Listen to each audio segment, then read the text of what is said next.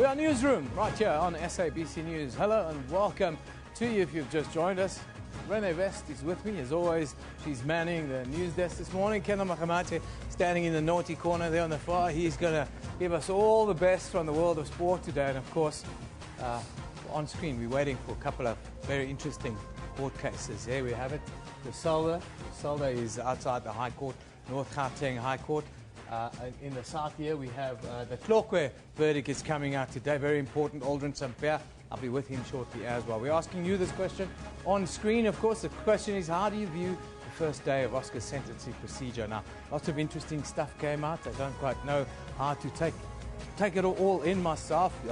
Kind of behavior of Oscar in court, while he was in prison, incarcerated. That was quite surprising to me, about the tantrums and all these things. And then the broken man scenario played out in court once again. Be very interesting today again, I think. So we'll be live there a little bit, but even more important is, of course, the Constitutional Court ruling that we're expecting around Tlokwe, and that will affect, of course, the wider municipal elections in August. But let's go to Renee for the morning's news.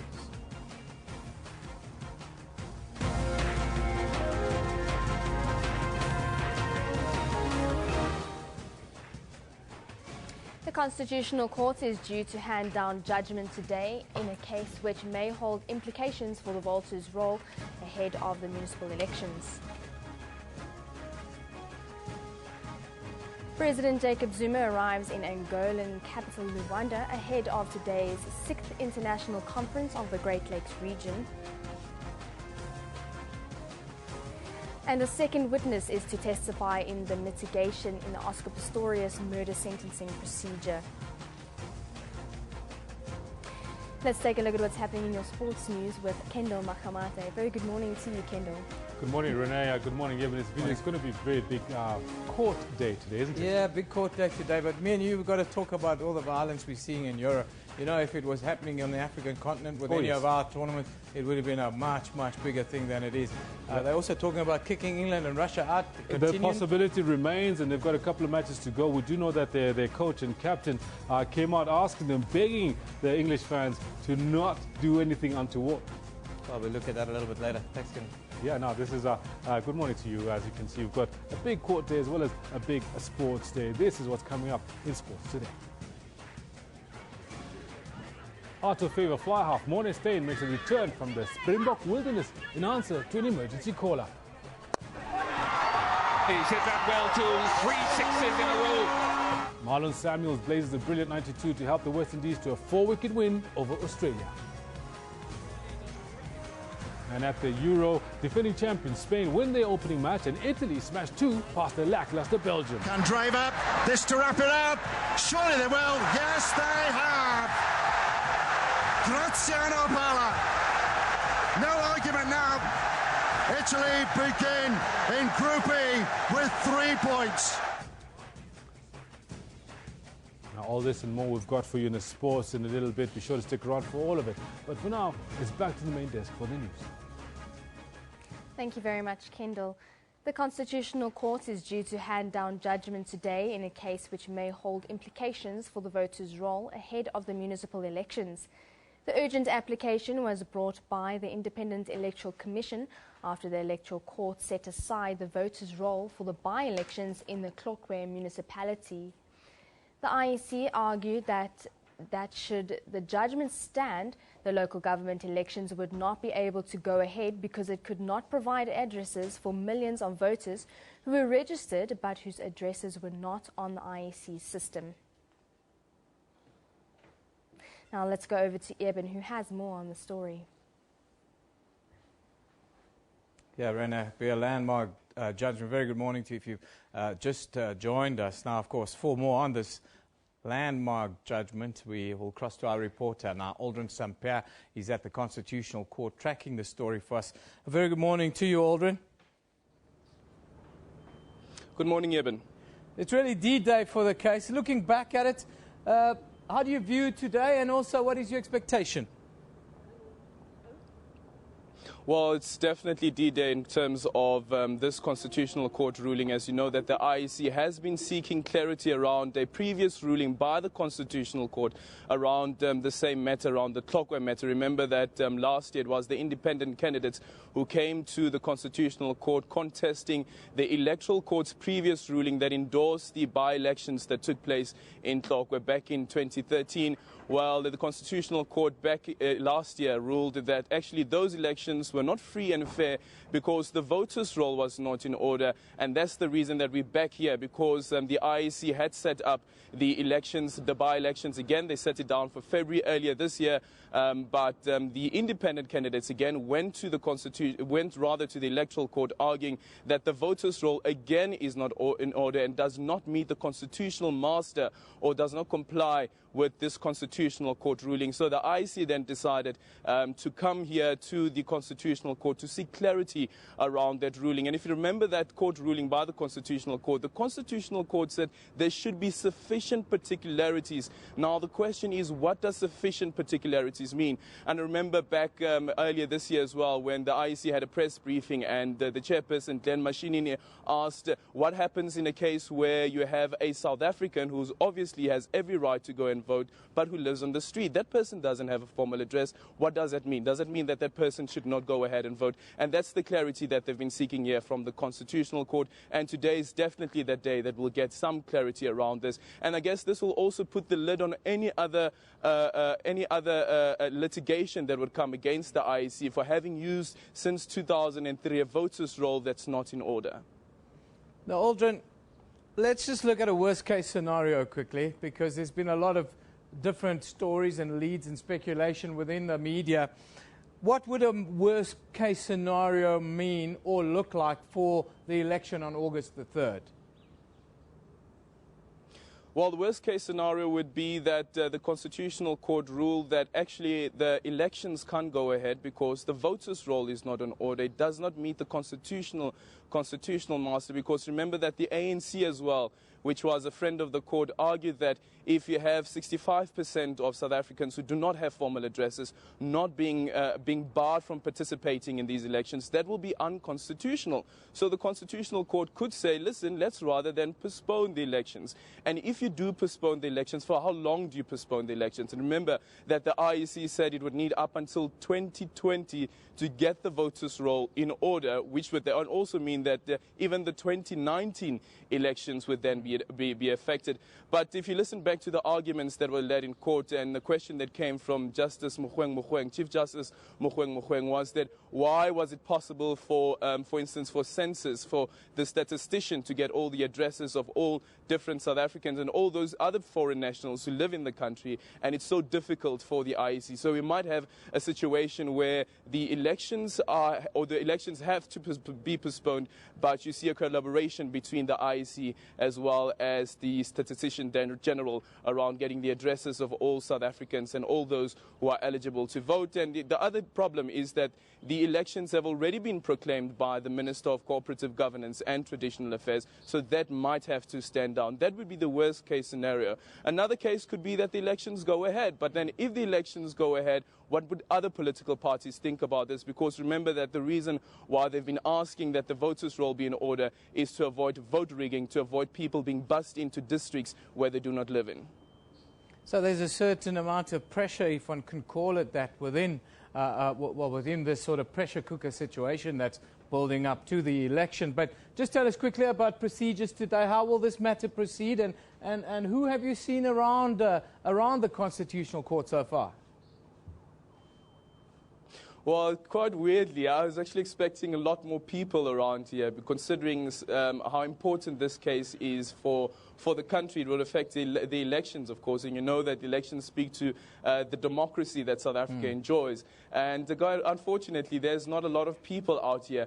But today's proceedings are expected to be quite short. Normally, with these Constitutional Court judgments, they start around about 10 o'clock, and within an hour or so, the summary judgment would then have been handed down. But during the Nkandla matter, when the Constitutional Court handed down judgment there, we saw the judgment go on for a couple of hours. Aldrin, thank you very much for that update. We'll be live with Aldrin a little bit later. He's at the Constitutional Court. We'll be inside the Constitutional Court as well today. Of course, don't forget Oscar Pistorius. That court case continues. Evidence and mitigation will be heard as well. We'll also be there live. So we'll have to try and balance these two court cases today. It's a very busy court day today. There are also some other court cases that will allude to you, we'll let you know about them a little bit later. The question of the day, don't forget the question of the day. We're dealing with Oscar Pistorius, of course, and we ask you, after the first day, how do you view the first day of Oscar's sentencing procedures? It was very interesting for me. Two different Oscars kind of emerged. A very angry young man in prison throwing tantrums and being quite aggressive, in the words of prison officials. And then the broken man that the psychiatrist was talking about, the man who couldn't even give evidence in mitigation of his own case. Very interesting. But we'll deal with all of that shortly. Let's go to Renee on the news desk for more news. Thank you, Eben. The 6th International Conference of the Great Lakes region starts in the Angolan capital of Luanda today. President Jacob Zuma has arrived as he is invited as an observer. The meeting is expected to assess the political and security situation in Burundi, the Central African Republic, Sudan, South Sudan, and the DRC. The South African government is participating due to its involvement in peacekeeping in the Great Lakes region. Minister in the presidency, Jeff Radebe, says there are many programs which government has put in place that the South African youth should take advantage of. Minister Radebe also says the youth should also aspire to create jobs instead of being job seekers only. Of opportunities in government, in small business development, trade and industry, many others opportunities for young people, not only for education but economic opportunities, so that the youth must not only aspire to get jobs, but they must be job creators themselves. Yeah. We have seen also too the program by the Department of Trade and Industry of creating these black industrialists. The aim also is to ensure that young people must be beneficiaries of all these activities, because as you know, 60% of the population are young people. We've talked about the issue of drug abuse. It's one of the things that is devastating the youth of this country. Yeah. On Tuesday and on Friday, the president was in Kwaggafontein. We had stories about young people being addicted to nyaupe and other drugs. The tragedy that we've just heard now about Hope Zinde and the alleged involvement of a member of the family is a reflection of what we are experiencing in South Africa today. Yeah. But there is a light at the end of this tunnel. This Vision 2030 National Development Plan, all those programs are there for the young to take advantage. If you look at higher education, for an example, government is pumping a lot of money. Way back in 1999, we used to spend about 441 million rand providing bursaries to students at institutions of higher learning. Today, we spend more than 9.2 billion rand. So all these opportunities are there for the taking. So the future of the youth of today is unlike the future of those young people of 1976. We have a responsive government. We need that youth, that partnership, so that together we can be able to ensure that the youth moves our country forward. A representative of a charity organization will today testify on behalf of Oscar Pistorius. It will be his last bid to convince the High Court in Pretoria to deviate from the prescribed minimum sentence of 15 years for murder. Pistorius is back in the court after the Supreme Court of Appeal overturned his culpable homicide conviction and found him guilty of murder. The defence's first witness, psychologist Jonathan Scholes, testified that Pistorius should not go to jail as he is a rehabilitated man and not a danger to society.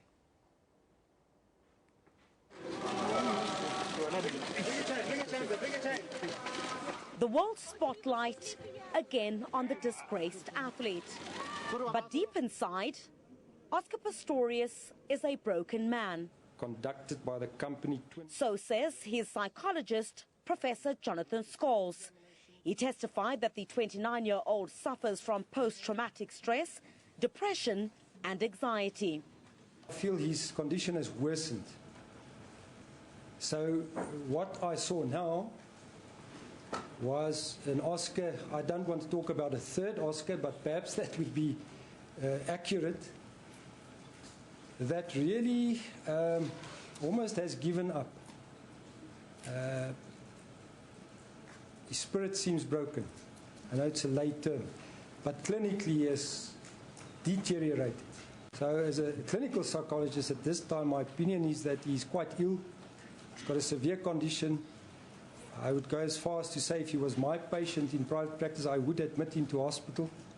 Scholes believes Pistorius is a rehabilitated man who still has a lot to contribute to society. And throwing him back in jail would not be the best option. It is my considered opinion, based on my assessment of Mr. Pistorius, that further imprisonment, one, would have a detrimental effect on him as a person, considering his current clinical condition, his remorsefulness, and the fact that he murdered his loved one. But the state was having none of it. Prosecutor Gerinel accused Scholes of bias and said he only selected the positive aspects of the prison report.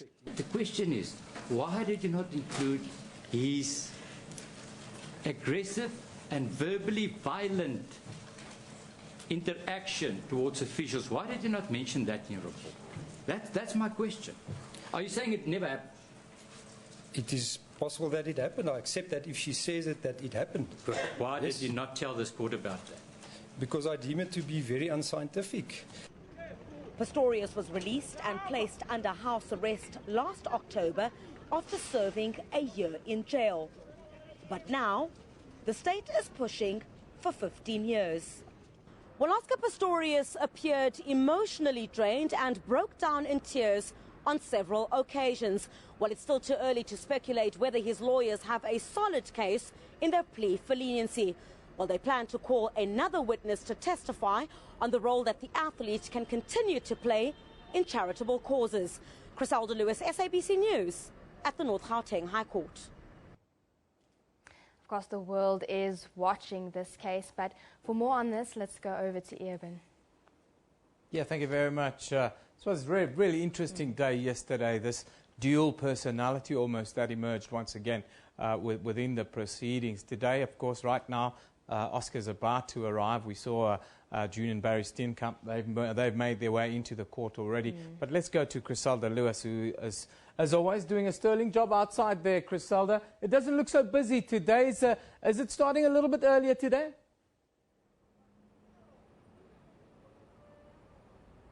Well, a very good morning to you, Eoban. Yes, we're starting at about 9:30 this morning. That was announced by Judge Thokozile Masipa when we concluded proceedings yesterday. And as you rightfully point out, Reeva Steenkamp's parents, June and Barry, have arrived. And just a few minutes ago, Oscar Pistorius also walked inside this court. A few minutes prior to that, we saw some of his family that have continuously shown support for him also into the courtroom. Now, Criselda, just take us back yesterday. It was such an interesting day. Talk about this aggressive man, violent in nature, compared to the broken man that was sort of put forward by the psychiatrist. And Gerinel, by all accounts, had a big day in court yesterday. Well, that's exactly what we were expecting the defense to do. You know, when they called their first witness, Professor Jonathan Scholes. You recall, of course, that Professor Scholes was one of the team of doctors that assessed Oscar Pistorius when he was referred to the psychiatric facility Wes-Kaap. You recall during the trial he went there for a mental evaluation, and he was one of the people who had continuously seen Oscar Pistorius. And yesterday he told this court that Oscar Pistorius is a broken man, and essentially that he has an acute depression. He suffers from anxiety and post-traumatic stress. That's exactly how he described the athlete, and said that he would not think it would be in Oscar Pistorius' interest, or anybody for that matter, for Oscar Pistorius to be sent back to jail. And in fact, if he was Oscar Pistorius' doctor, he would get Oscar Pistorius hospitalized. So really the picture that he painted yesterday was an Oscar Pistorius who was a rehabilitated man, of course, following that day, less than a year, that he spent at the Kgosi Mampuru prison, saying that Oscar Pistorius, for example, who had been an avid a gun collector, has now sold all his guns. And Oscar Pistorius essentially, has shown that he accepts responsibility for what happened on that fateful day on the 14th of February in 2013. So the picture that was painted was of Oscar Pistorius as a man who certainly could do more for society. That's one of the things that we saw Professor Scholes really try and focus on when he mentioned that Oscar Pistorius is a rehabilitated man, and there's so much that he can do in terms of charity to assist. You know that Oscar Pistorius, in his glory days, had certainly played quite a critical role in a number of charities. You would know that, of course, one of the issues that came up in court yesterday was that Oscar Pistorius did tell the professor that he'd want to continue contributing towards helping victims in Mozambique, victims of landmines. He's been quite active in that space, and that Oscar Pistorius would want to return to doing things like that. That Oscar Pistorius, has helped children before who lost their legs in incidents of war in Mozambique, for example. And, this is a man who is rehabilitated and would really want to go back to doing good for society. But, of course, then again, as expected, we saw the state prosecutor, Gerinel, tear into that testimony when he basically said that throughout this entire ordeal, Oscar Pistorius had never shown remorse and had never taken responsibility for shooting and killing Reeva Steenkamp, and basically accused the professor of being biased towards the former athlete, because one of the issues that was brought up was that Oscar Pistorius had told his professor, of course, in the testimony that he gave to this court, that he'd been assaulted when he was incarcerated and that he'd experienced quite a traumatic ordeal when one of the inmates who was raped, according to the testimony, had hung himself at the prison, and how some of the warders would bring other personnel just to come and have a look at him at night, how he felt that he was being watched, and he sort of did not feel safe. But we saw Gerinel really tear into that testimony, for example, by saying that the hospital wing where he was incarcerated, he had only been incarcerated there with Czech fugitive Radovan Krecha, who is still going through his own legal matters at this stage. So, really tearing into the testimony and saying that if Oscar Pistorius then says, he was assaulted in prison and that those incidents did happen, why don't they appear in the prison report that comes from the Kgosi Mampuru correctional facility? Why did he not fail to mention some of those things? And essentially what we saw Professor Scholes say was that he did not say that Oscar Pistorius had actually reported those matters to the authorities. So really trying to poke holes into the testimony and saying that that he was very selective. The professor was very selective in giving information to this court to make it seem as if Oscar Pistorius is a rehabilitated man, but failed to give details, including ones which the state says is very important. You'd recall, of course, that key to the testimony that Professor Scholes gave, he indicated that Oscar Pistorius had gone through a series of courses while he was in incarceration, once to deal with anger and once to deal with the rehabilitation process. But then we saw Gerinel come up, with cases where he says Oscar Pistorius had banged on the table several times when he was addressing some of the prison officials and had been rather violent, not physically, but verbally violent when he had spoken to some of the prison officials. So he also questioned the professor about why he did not bring up those aspects. So the state really trying to prove that despite those courses, despite the rehabilitation courses, and despite the anger management courses that Oscar Pistorius may have gone through, this is not a rehabilitated man according to them. But we saw, of course, the professor trying to dispute that and say that Oscar Pistorius is not violent and that there's no prospect of violence in future. So the state, in highlighting those instances where Oscar Pistorius was seen to have snapped out, highlighting that Oscar Pistorius is not a changed man. So we're expecting the second battle to get underway here this morning, where we see the defense again move on that to try and show that Oscar Pistorius is a changed man. He's done a lot for society, and to paint quite a good picture of this once glorified athlete, when the second witness takes to the stand, which would be a charity representative. Now, that charity representative would certainly speak to Eben, you know, the good work that Oscar Pistorius has done. I've already referred to the incidents where he's been involved in helping victims of landmines in Mozambique. You know, Oscar Pistorius also received accolades from a university in Scotland. You know, so this person would really want to say, this is someone who is rehabilitated, does not belong behind the confines of a prison cell, and could continue to do good in society, continue to assist children. That's one of the aspects that we know that Oscar Pistorius was very active in. Thank you very much, Griselda, for that update. Comprehensive outside the High Court in the capital. Griselda will be in there shortly, of course. Matters are expected to start a little bit earlier. We've got a couple of matters on the court roll that we'll be going to live. First, we'll be in the court there. But let's have a quick look at our pick of the day.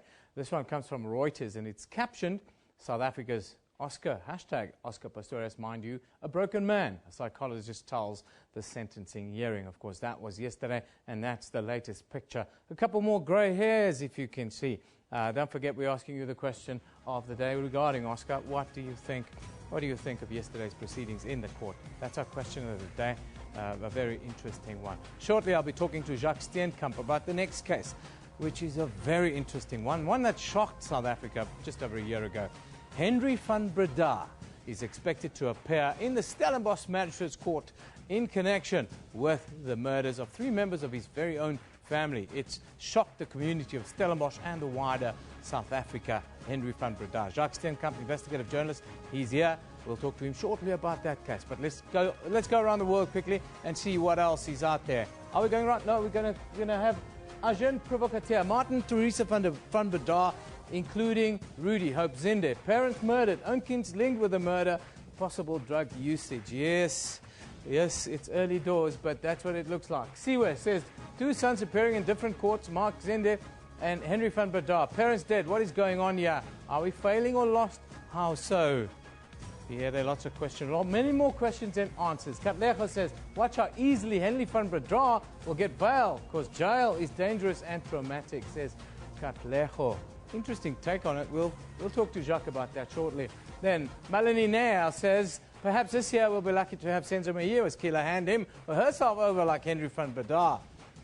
Since SAPs can't fetch people. Oh my word. Then Gigi says, Zalze, can someone tell me why Henry van Breda was not arrested 18 months ago like any suspect? All evidence pointed to him.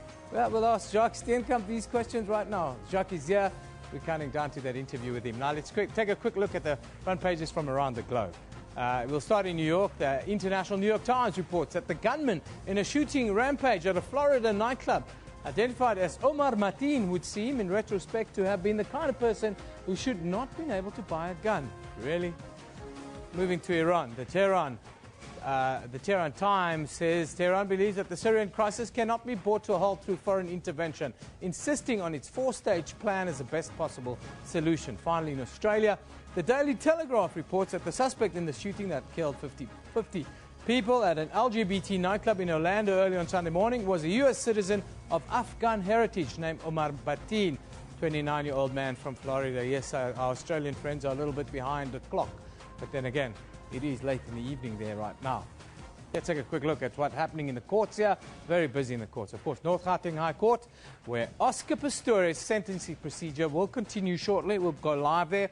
The defense's first witness, psychologist Jonathan Scholz, yesterday testified that Pistorius should not go to jail as he's a rehabilitated man and not a danger to society. Here in Johannesburg also, the Constitutional Court is due to hand down judgment in a case which may hold implications for the voters' roll ahead of the municipal elections. We'll be sure to keep you updated. We'll be live there shortly. Now, I've just been told that court proceedings is underway. Let's go to the North Gauteng High Court. Barry Roo is standing by for us. Yes. D. Yes. O. Yes. T. T. I. R. Daughter means daughter. Thank you. You're welcome. You are from Iceland. Yes, I am. And I explained to you that yesterday during the cross-examination of Professor Scholes, there was a sort of a suggestion or intimation relevant to Mr. Pistorius' conduct in relation to children. Yes. And his suitability in that regard. Yes. And I happen to know the story that involved you in the life of Mr. Pistorius, and you were asked last night if you would be prepared to come and share a story. Yes, about how it came about that you met Mr. Pistorius and what the relevance was in relation to this case. Yes. Could you tell the court, please? Yes. When I was 20 weeks pregnant with my son, the doctors told me that he would be born without legs. And in Iceland, nobody had been born without legs before. It's a small island. And we became very scared, obviously. And we came home and we Googled double amputee, and then a photo of Oscar came up running in Athens, I think. And it obviously gave us peace of mind. We were very happy to see it because I didn't really know what this meant for my son's life. My mother, who is a doer, she found an interview with Oscar and wrote the woman who had taken the interview and asked her to tell him thank you for being so visible, and just told him how much peace of mind he gave us and just the whole family, really. And she did it. And my mom wasn't expecting an answer or anything like that. But Oscar contacted her soon after. I think he was only 19 years old. And he said,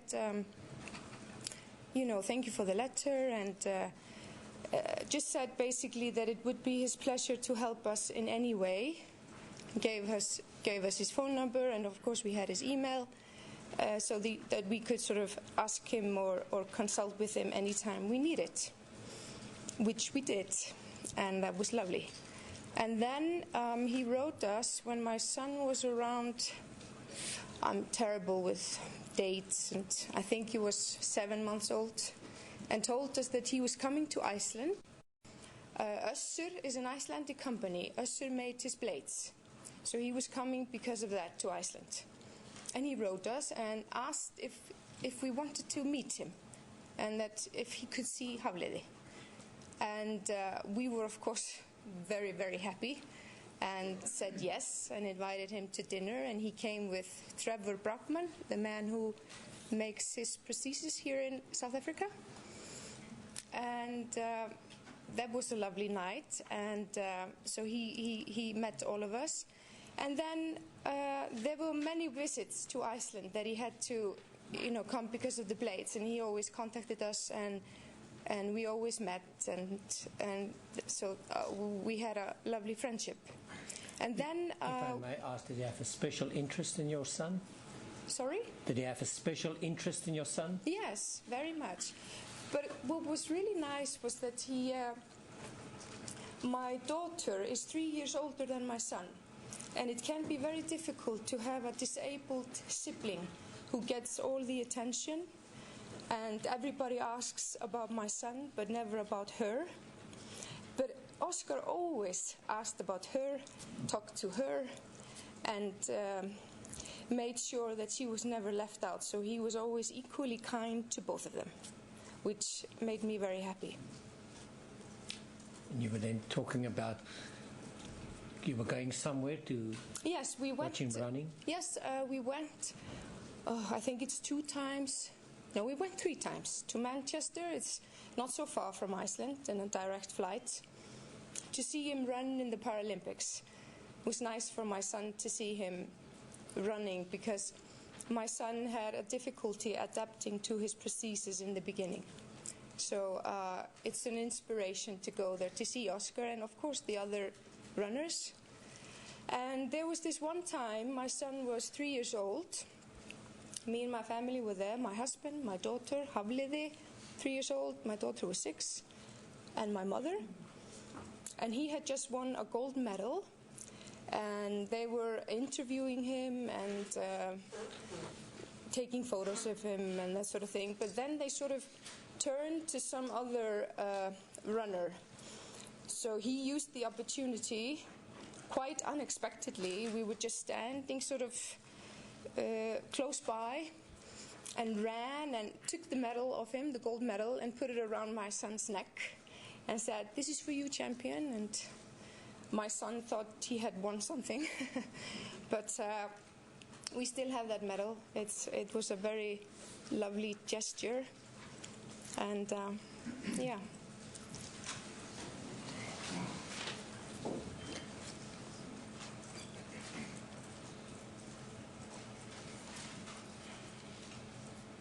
Thank you, my lady. I have no further questions. Yes, Mr. Mayor. I won't have any questions. May I just ask you one question? How old is your son now? He is almost 11. Thank you. I have no questions.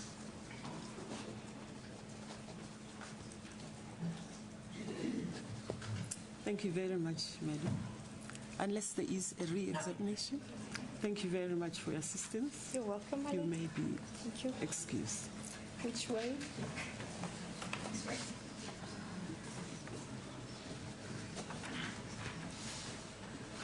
I call Marius now.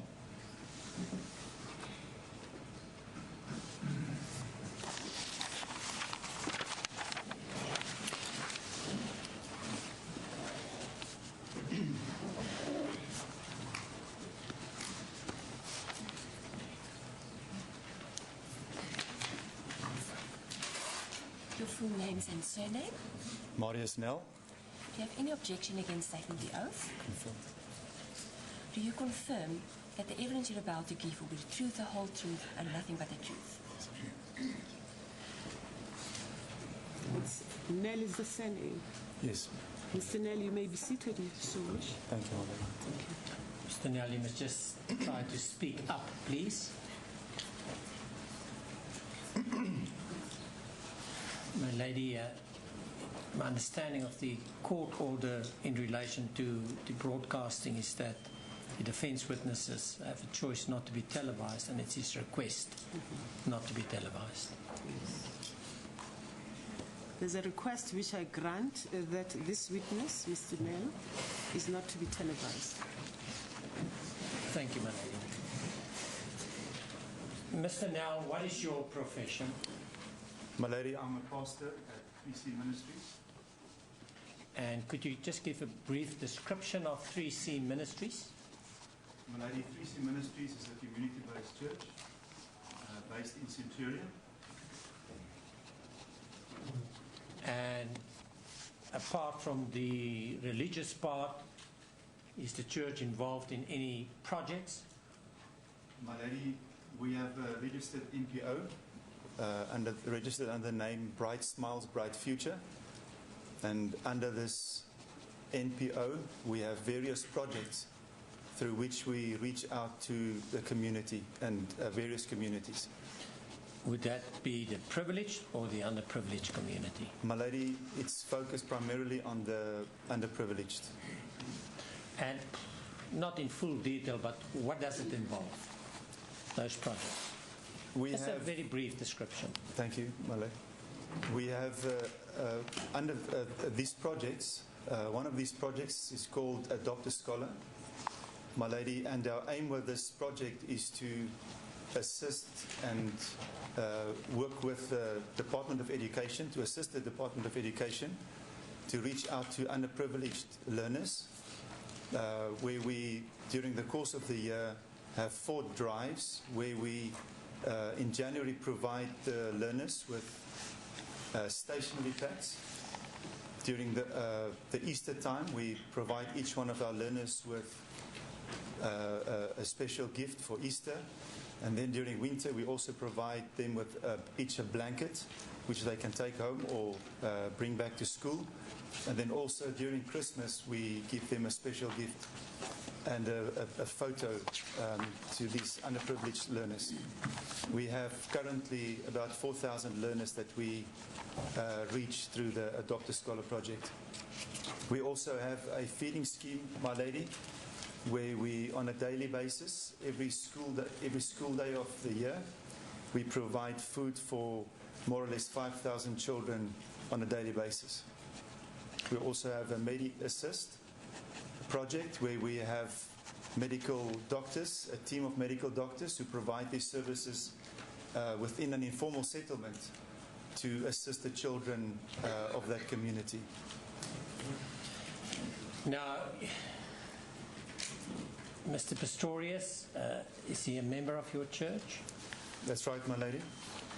And you were approached some time ago, the church, to see if there's a possibility of him involving himself in some of the projects? That's right, My Lady. And what did you take this up?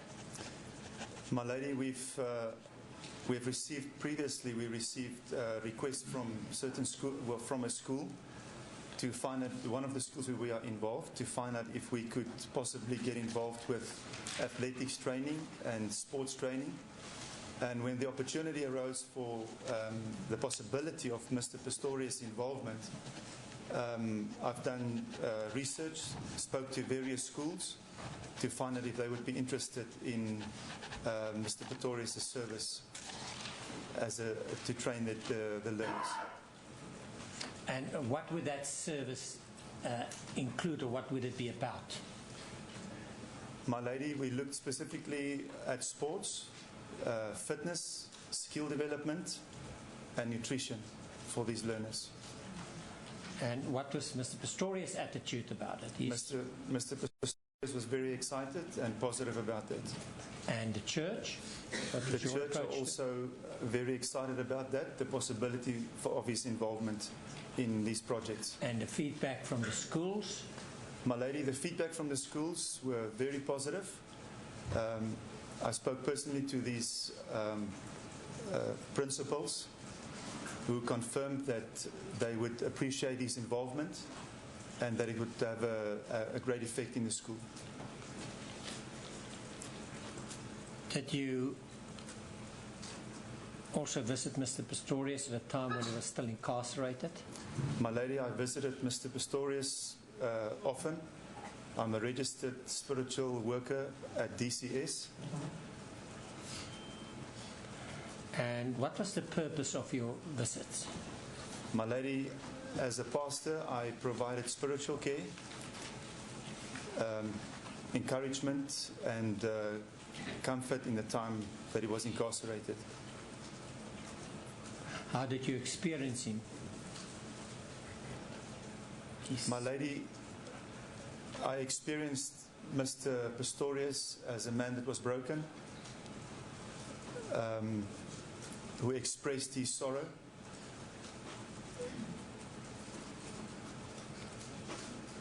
And how did you contribute? How did you help him by doing what?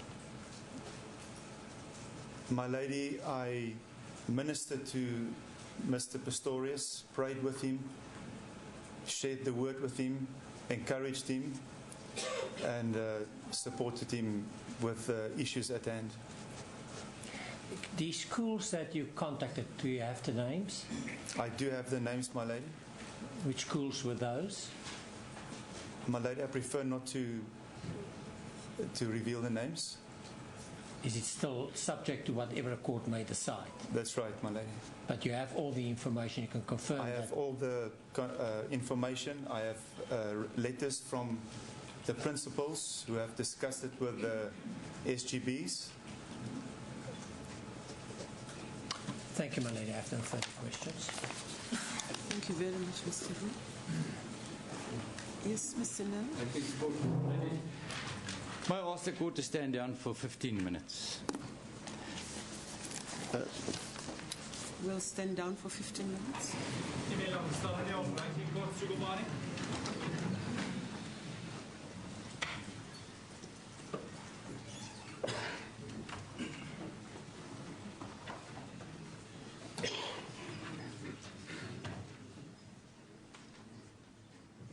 Well, we'll be back at the High Court. That's the North Gauteng High Court. You've just heard they'll be taking a short break, and so will we right here on Newsroom. We'll be back with you after this.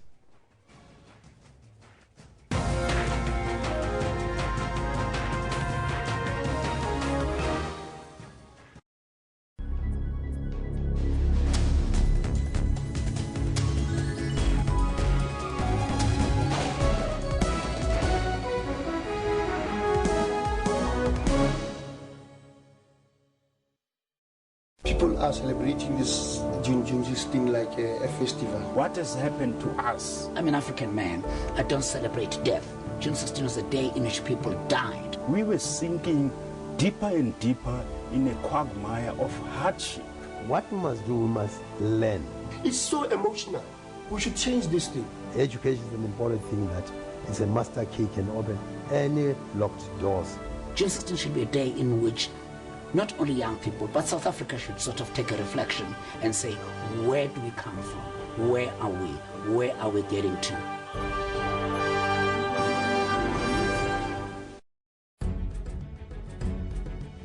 Did you go to heaven? Kelvin is the one who created all this. What are you fighting over? Us? If there is 10 million in my account, it will be in the front page the next day. Do you have 10 million? Oh, Jesus, hold my hand. Hallelujah. It's happening right here on Question Time today. Monday to Thursday at 5:30 p.m. on the SABC News Channel. For Sphile, giving up was no option even in times of need.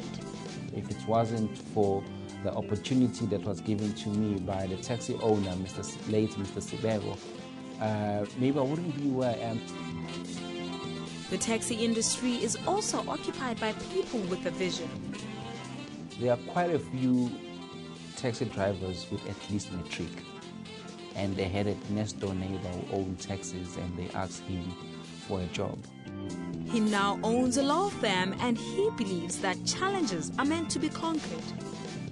Once you step on top of them, you are able to be on another level, and they remain under your feet. He says hard work granted him his dream of becoming a lawyer of note. I don't really believe in miracles. People work. Join Puleng Molibati every Friday at 17:30.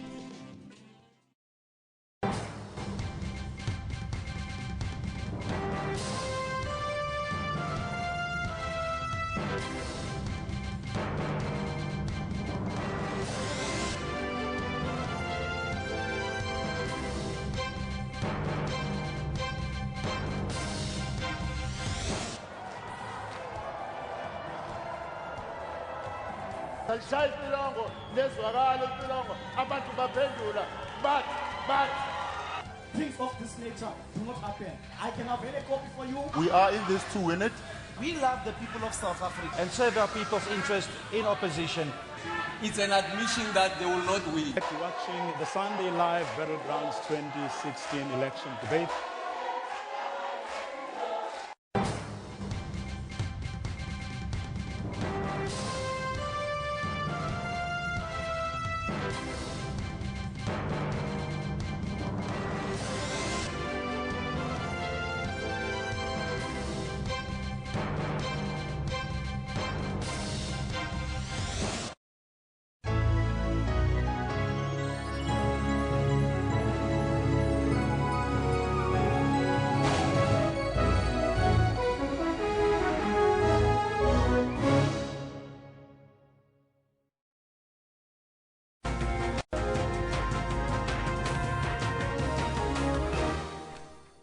Welcome back. The North Gauteng High Court in the capital, Pretoria. Tshwane is in recess right now.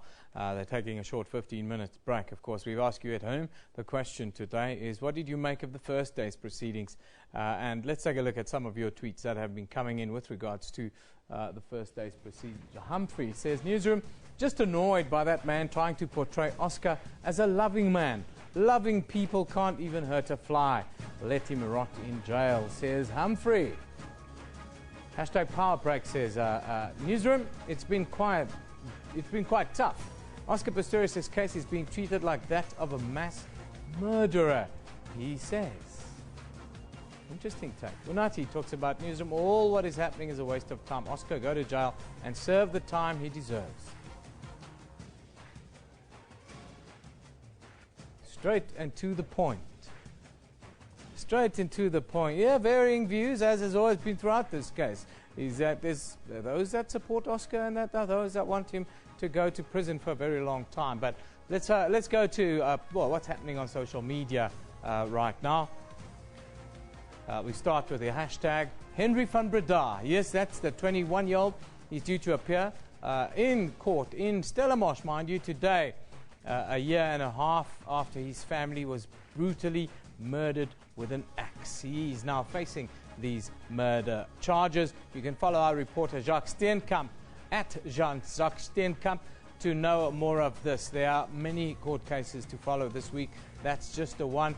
Of course, Crisalda Lewis, at Crisalda Lewis, she's reporting on the hashtag Oscar Pistorius trial, and you can also keep up to date with that, as well as the hashtag the Hope Zinde murder case. Now, of course, we brought it to you yesterday that her son, who faces the charge of murder, he appeared in the Brits Magistrates Court yesterday. The case has since been postponed until further notice.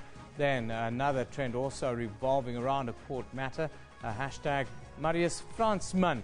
The sexual assault case against Marius Fransman has been reopened following new evidence that has emerged. Social media is abuzz with support for the women who has laid the claim. Interesting for the Western Cape, that is. Then on a different note, hashtag World Blood Donor Day. Organizations around the world are asking for support. They say donating blood is a small and noble deed that can save a person's life. Yes, go and do your bit on Blood Donor Day. That is today. Let's take a quick look at our Facebook page. The Rand firmed more than 1 point, a percentage point that is, against the dollar yesterday, as the unit recovered from a sharp fall in the previous week.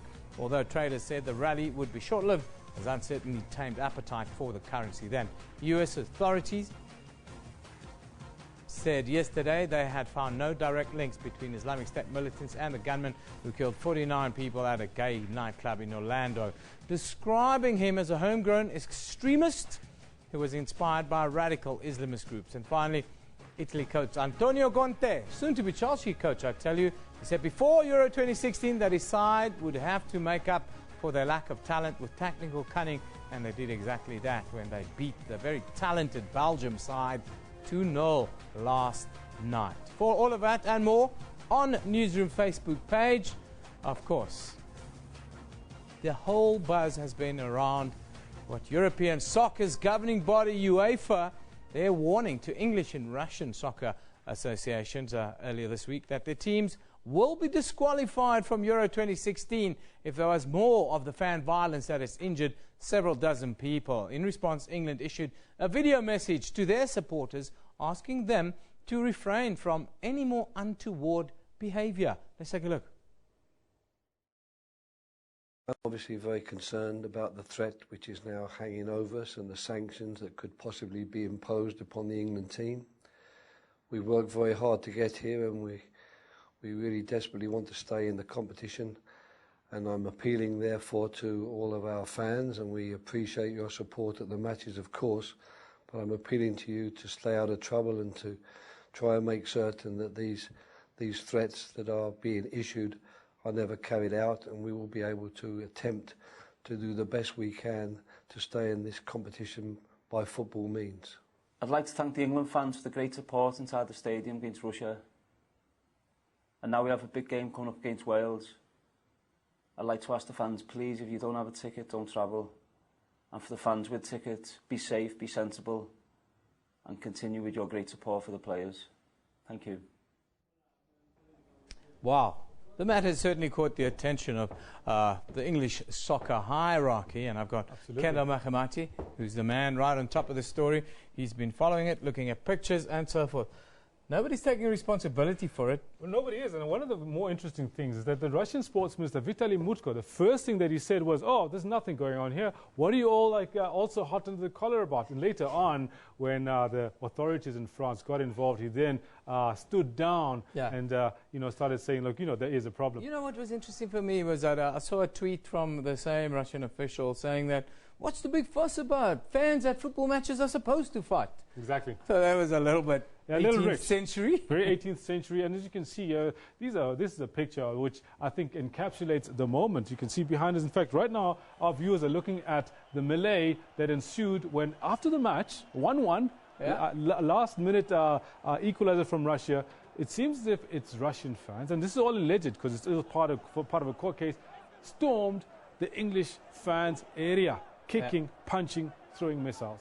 But no, this is in the, it's easy to blame the Russian fans. We even had reports of Russian ultras, as they call them, in black regalia and balaclavas. I chose attacking fans for a reason, because ultra is already like identifying it as as a planned thing. Yes, which is very dangerous. I didn't see any ultras with hooded balaclavas in this kind of thing. I don't see any there. And the English had to come out yesterday. The English police, also the English the English authorities came out yesterday, and they said that yes, our fans were guilty of misbehavior in the streets of Marseille, which is what we're seeing pop up here now. And here we of course had running battles in the streets of Marseille. This has been coming since Friday night. So Friday night they'd been drinking. Friday night, these are pictures from Friday night, which you'll see earlier on. Later on, they go into Saturday morning. So these are running battles throughout Marseille from Friday night into Saturday morning, all the way into the match, which happened later in the day on Saturday. And you know what the interesting thing is, Irvin, is that the French court have come out and they've actually taken 6 of the English fans and sentenced them to some shorter sentences, but 1 to 2 years. Some of the fans' parents saying, no, my children are not responsible. I saw the parent in tears saying that their kids are being made a scapegoat. But if you've been arrested there for throwing punches, bottles, and doing the like, surely you can't be that innocent. The thing that I want to know is around the ban. There seems to be a total drinking ban around stadia and so forth. Do you think that kind of thing will happen? It seems to be a little more accurate. Yeah, but it's more like no takeaway alcohol is allowed. Because I think up until that moment, you could go into a bar, buy your alcohol, drink, and then take some away with you and walk down towards the stadium and then see what happens at the stadium. But now no more takeaway alcohol is allowed.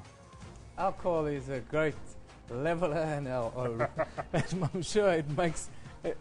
Turns people into Superman. People that were not Superman, turns them into Superman. They make really rash and sometimes stupid decisions. Something to watch, especially around football matches. We saw pictures of young ones there.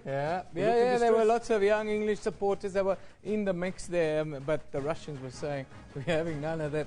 We're having none of this. We know your history. I think that's what the Russians came in. We know your history. We're not going to back down. And it all ended in a bit of a melee, didn't it? We can say a lot more about that. But let's take a break. We'll be back in the North Gauteng High Court for the Oscar Pistorius proceedings to resume shortly.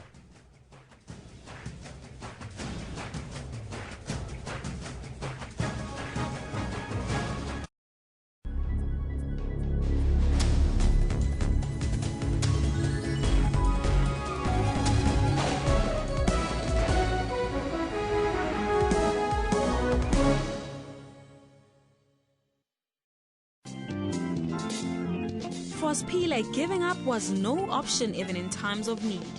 If it wasn't for the opportunity that was given to me by the taxi owner, late Mr. Sibego, maybe I wouldn't be where I am. The taxi industry is also occupied by people with a vision. There are quite a few taxi drivers with at least matric. And they had a next door neighbor who owned taxis, and they asked him for a job. He now owns a law firm, and he believes that challenges are meant to be conquered. Once you step on top of them, you are able to be on another level, and they remain under your thumb. He says hard work granted him his dream of becoming a lawyer of note. I don't really believe in miracles. People work. Join Puleng Mulibati every Friday at 17:30. Hypertension is the condition where the blood pressure, the pressure in the blood vessels, it goes up. We often come out at the top of the ladder having the worst numbers. And I think that's because we almost have what I can call a perfect storm of high blood pressure risk factors. If you are diagnosed with hypertension, you just have to continue taking the medication for the rest of the life. Because we try and reintegrate them and we try and retrain their abilities to be part of social society. We do a lot of work trying to educate people, trying to encourage and motivate people to lead a healthy lifestyle. So what a healthy lifestyle means from a blood pressure point of view is obviously the more active you are and the better your heart is, the more fit your heart is and the better condition your blood vessels are. Catch Health Talk every Saturday from 9 to 10 with Dr. Sillo Mutawu.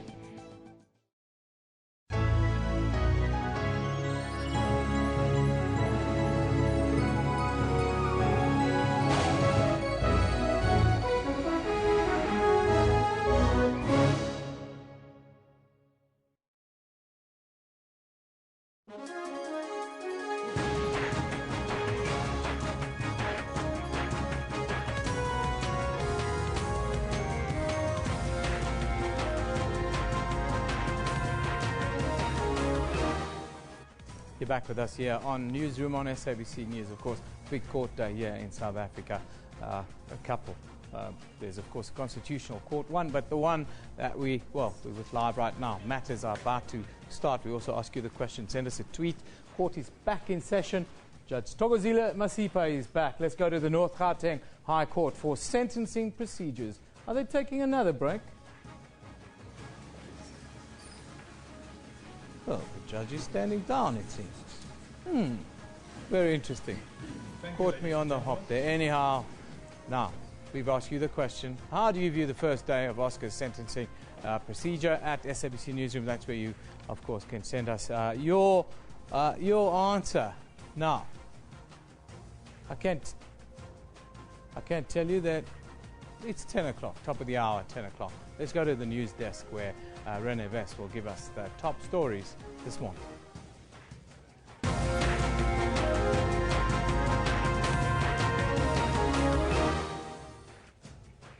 The Constitutional Court is due to hand down judgment today in a case which may hold implications for the voters' roll ahead of the municipal elections. President Jacob Zuma arrives in the Angolan capital Luanda ahead of today's 6th International Conference of the Great Lake region. And a second witness is to testify in the mitigation in the Oscar Pistorius murder sentencing procedure. Well, let's take a look at that news story of the day. The Constitutional Court is due to hand down judgment today in a case which may uphold. Rather, before we get to that, let's take a look at the sports news making headlines with Kendall. Thank you very much, Renee. I won't take very long. I know it's a very big court day, and this is what's coming up in sports. I'll be very quick. Renee's got a huge pile of work to get through in terms of bringing you the news for today. Now, our top story for today in the sports is this. Out of favour fly half Morne Steyn makes a return from the Springbok wilderness in answer to an emergency call-up. He's hit that well to 3 sixes in a row. Marlon Samuels blazes a brilliant 92 to help the West Indies to a 4-wicket win over Australia. And at the Euro, defending champions Spain win their opening match and Italy smash 2 past lackluster Belgium. This to wrap it up. Surely they will. Yes, they have. Graziano Pala. No argument now. Italy begin in Group E with 3 points. Now, all this and more we're bringing to you in the sports bulletin. But for now, I do know that we're standing by to take you back to court. But before I say anything else, I'm handing back over to the main desk. And thank you, Kendall. The third witness will be called to testify. The defence in the Oscar Pistorius murder sentencing procedures has called Iceland its second witness at the High Court in Pretoria.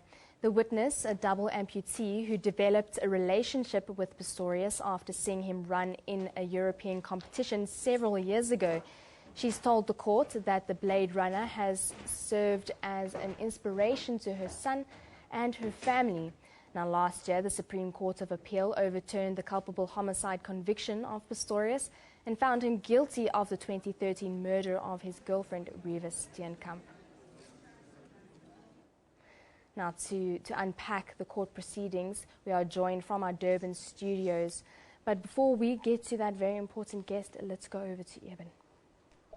Yeah, it's been a stop-start day in the North Gauteng High Court this morning, where Oscar Pistorius' sentencing procedures are continuing. As soon as they get back into the court, we'll go there live. Now, let's go to our Durban studios, where I'm joined by Phumelele Shabalala, who's an attorney of the High Court. A very good morning to you, Phumelele. Thank you for joining us. Let's just look at this morning's procedures. Before I ask you to recap, what do you make of the stop-start nature of this morning's procedures in the High Court?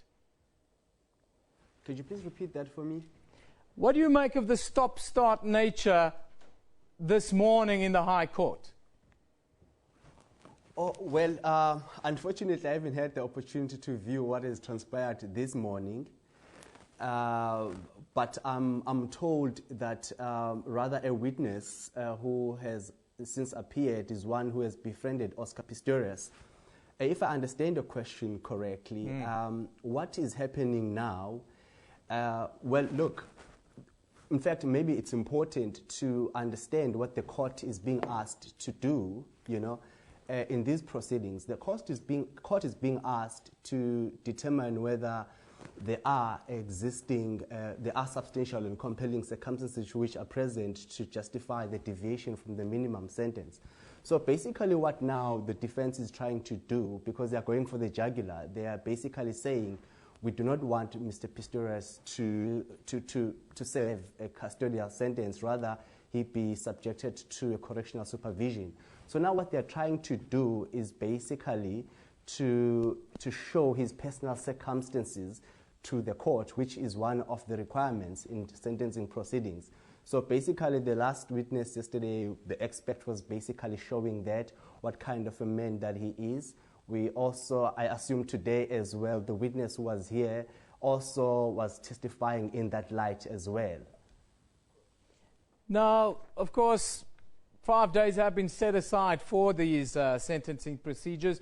Do you think in this case that will be adequate enough, or do you expect it to be another long, drawn-out procedure? Well, look, it's not going to be as long as the trial was. Usually, sentencing procedures are very brief, they're straight to the point. The defense knows exactly which witnesses they want to bring before the court. So therefore, any delays now that might occur, if, for instance, they are going for correctional supervision, one would assume that at this stage they have got all their pre-sentencing reports ready. For instance, probational officers that are going to come and testify as well. All of those should be ready right now. So I do not anticipate any more delays. Phumelele, just take us back to yesterday. You've seen what happened yesterday. It was very interesting. In mitigation, we had a psychiatrist take to the stand the whole day, talking about a broken man and so forth. What did you make of what happened? Well, look, there was an indication that came across yesterday that Mr. Pistorius will not be testifying. And so now what the defense has done, they've brought in an expert to come and basically give the court, an idea of who Mr. Pistorius is, basically to give us, the background about the man and his personal circumstances as would be required.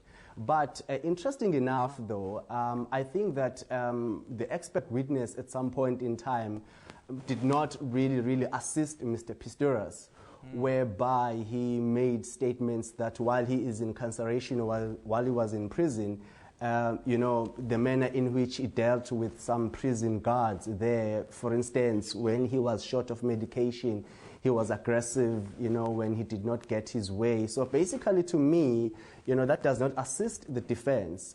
It's a fact that needs to be considered seriously, because, if this is a man who is on the verge of rehabilitation, all his anger issues and should by now, at the very least, be something that we are no longer worried about, but that now the man is rehabilitated over there, that he was in there. So now, for me, that was a worrying concern. So maybe now the defense would have to really consider putting against somebody else who's probably going to try and do away that damage. For me, I regard that as a damage in that regard, yeah. Phumelela, thank you very much for giving us your views.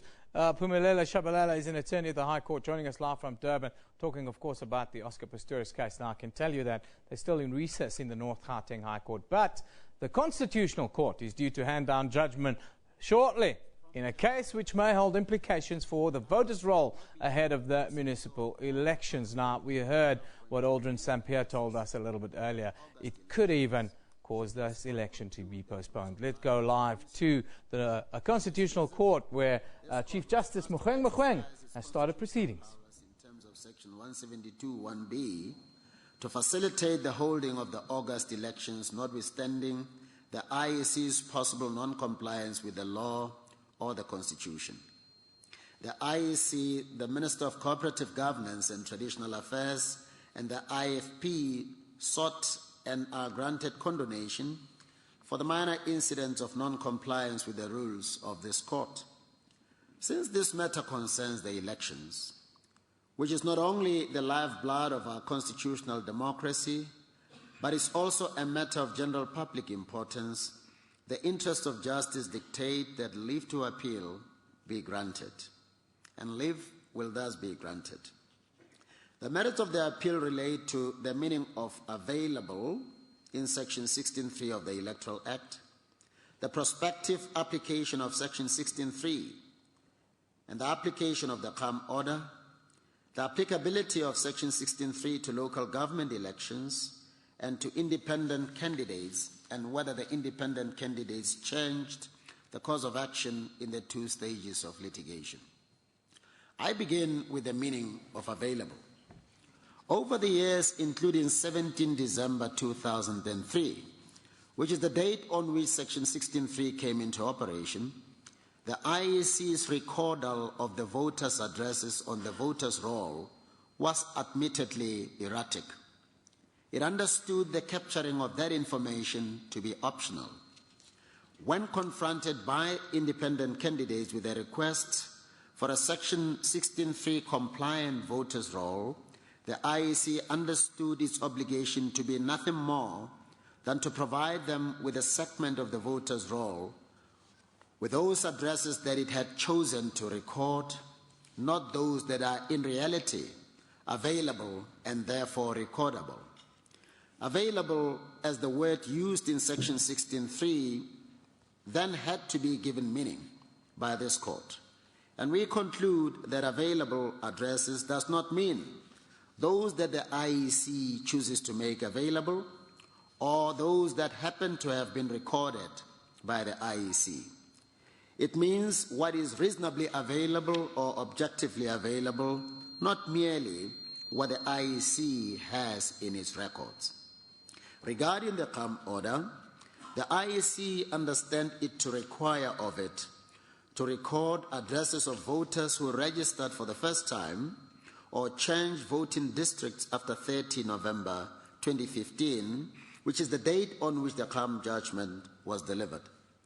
On this reasoning, it does not consider that order to require that it corrects the voters' roll wherever there is a defect in relation to the addresses for the purposes of all future elections.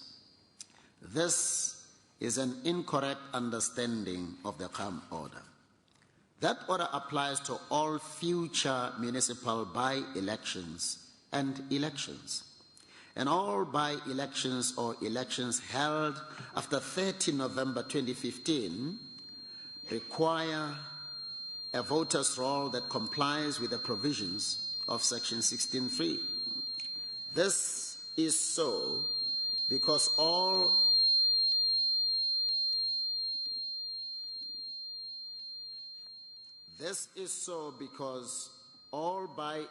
elections or by-elections held after 30 November 2015 fall within the category of, I quote, all future municipal elections or by-elections, close quotes. The prospective application of harm seeks to preserve the integrity of past elections and by-elections while avoiding irregularities and defects in the future.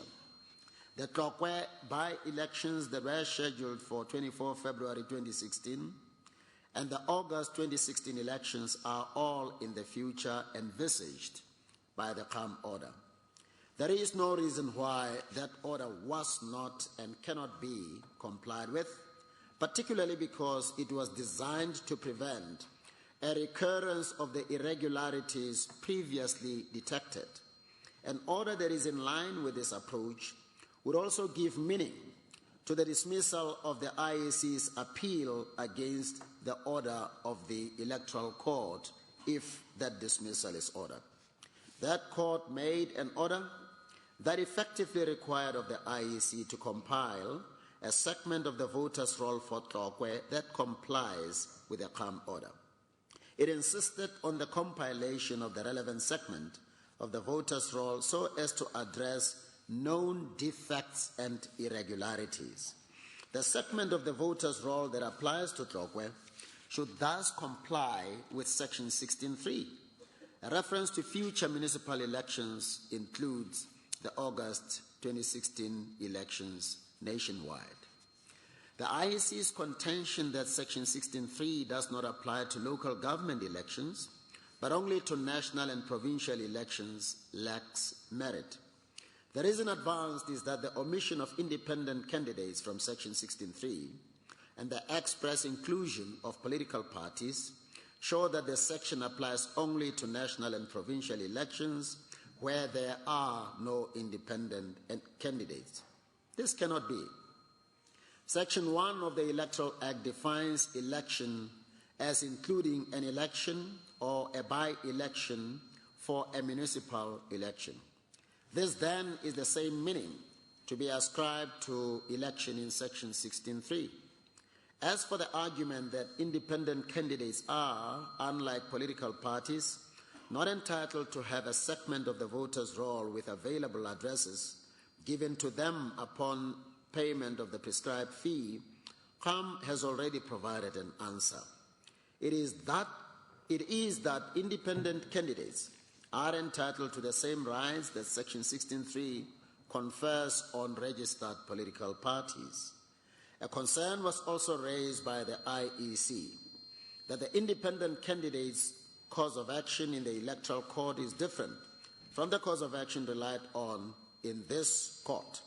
It suffices to say that the independent candidate's cause of action before the Electoral Court is substantially similar to what it is before this court, and it was open to the IEC to deal properly with any of the issues raised in both courts. The IEC's failure to correct the Tlokwe segment of the voters' roll in compliance with the CAM order in Section 16.3 was unlawful. That it admittedly failed to capture all the available addresses since 17 December 2003 is also unlawful and inconsistent with the Constitution. All of the above then means that the appeal must fail. In the alternative, and in anticipation of the possible dismissal of the appeal, the IEC sought direct access to this court. Knowing that it would be impossible for it to correct the voters' roll between the delivery of this judgment and the August 2016 elections, in order to, in effect, have the August 2016 elections held on the basis of a defective voters' roll is sought in the alternative. And Section 172(1)(b) of the Constitution provides the solution. The power to make a just and equitable order is ordinarily to be preceded by a declaration that conduct or law is inconsistent with the Constitution and invalid. That power is exercisable by a court when deciding a constitutional matter within its power. Retrospectivity and the suspension of the declaration of invalidity flow from the unconstitutionality of conduct or law, and the power to allow the competent authority time to correct the defect that is at the heart of the declaration of invalidity is dependent on satisfying the above prerequisites. The compilation of the current voters' roll is unlawful by reason of its disregard for the provisions of Section 16.3 and the strictures of the rule of law. This renders it inconsistent with the rule of law, which is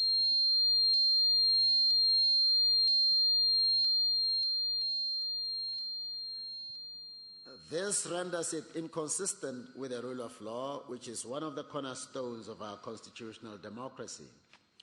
It is for this reason that we declare that unlawful conduct constitutionally invalid.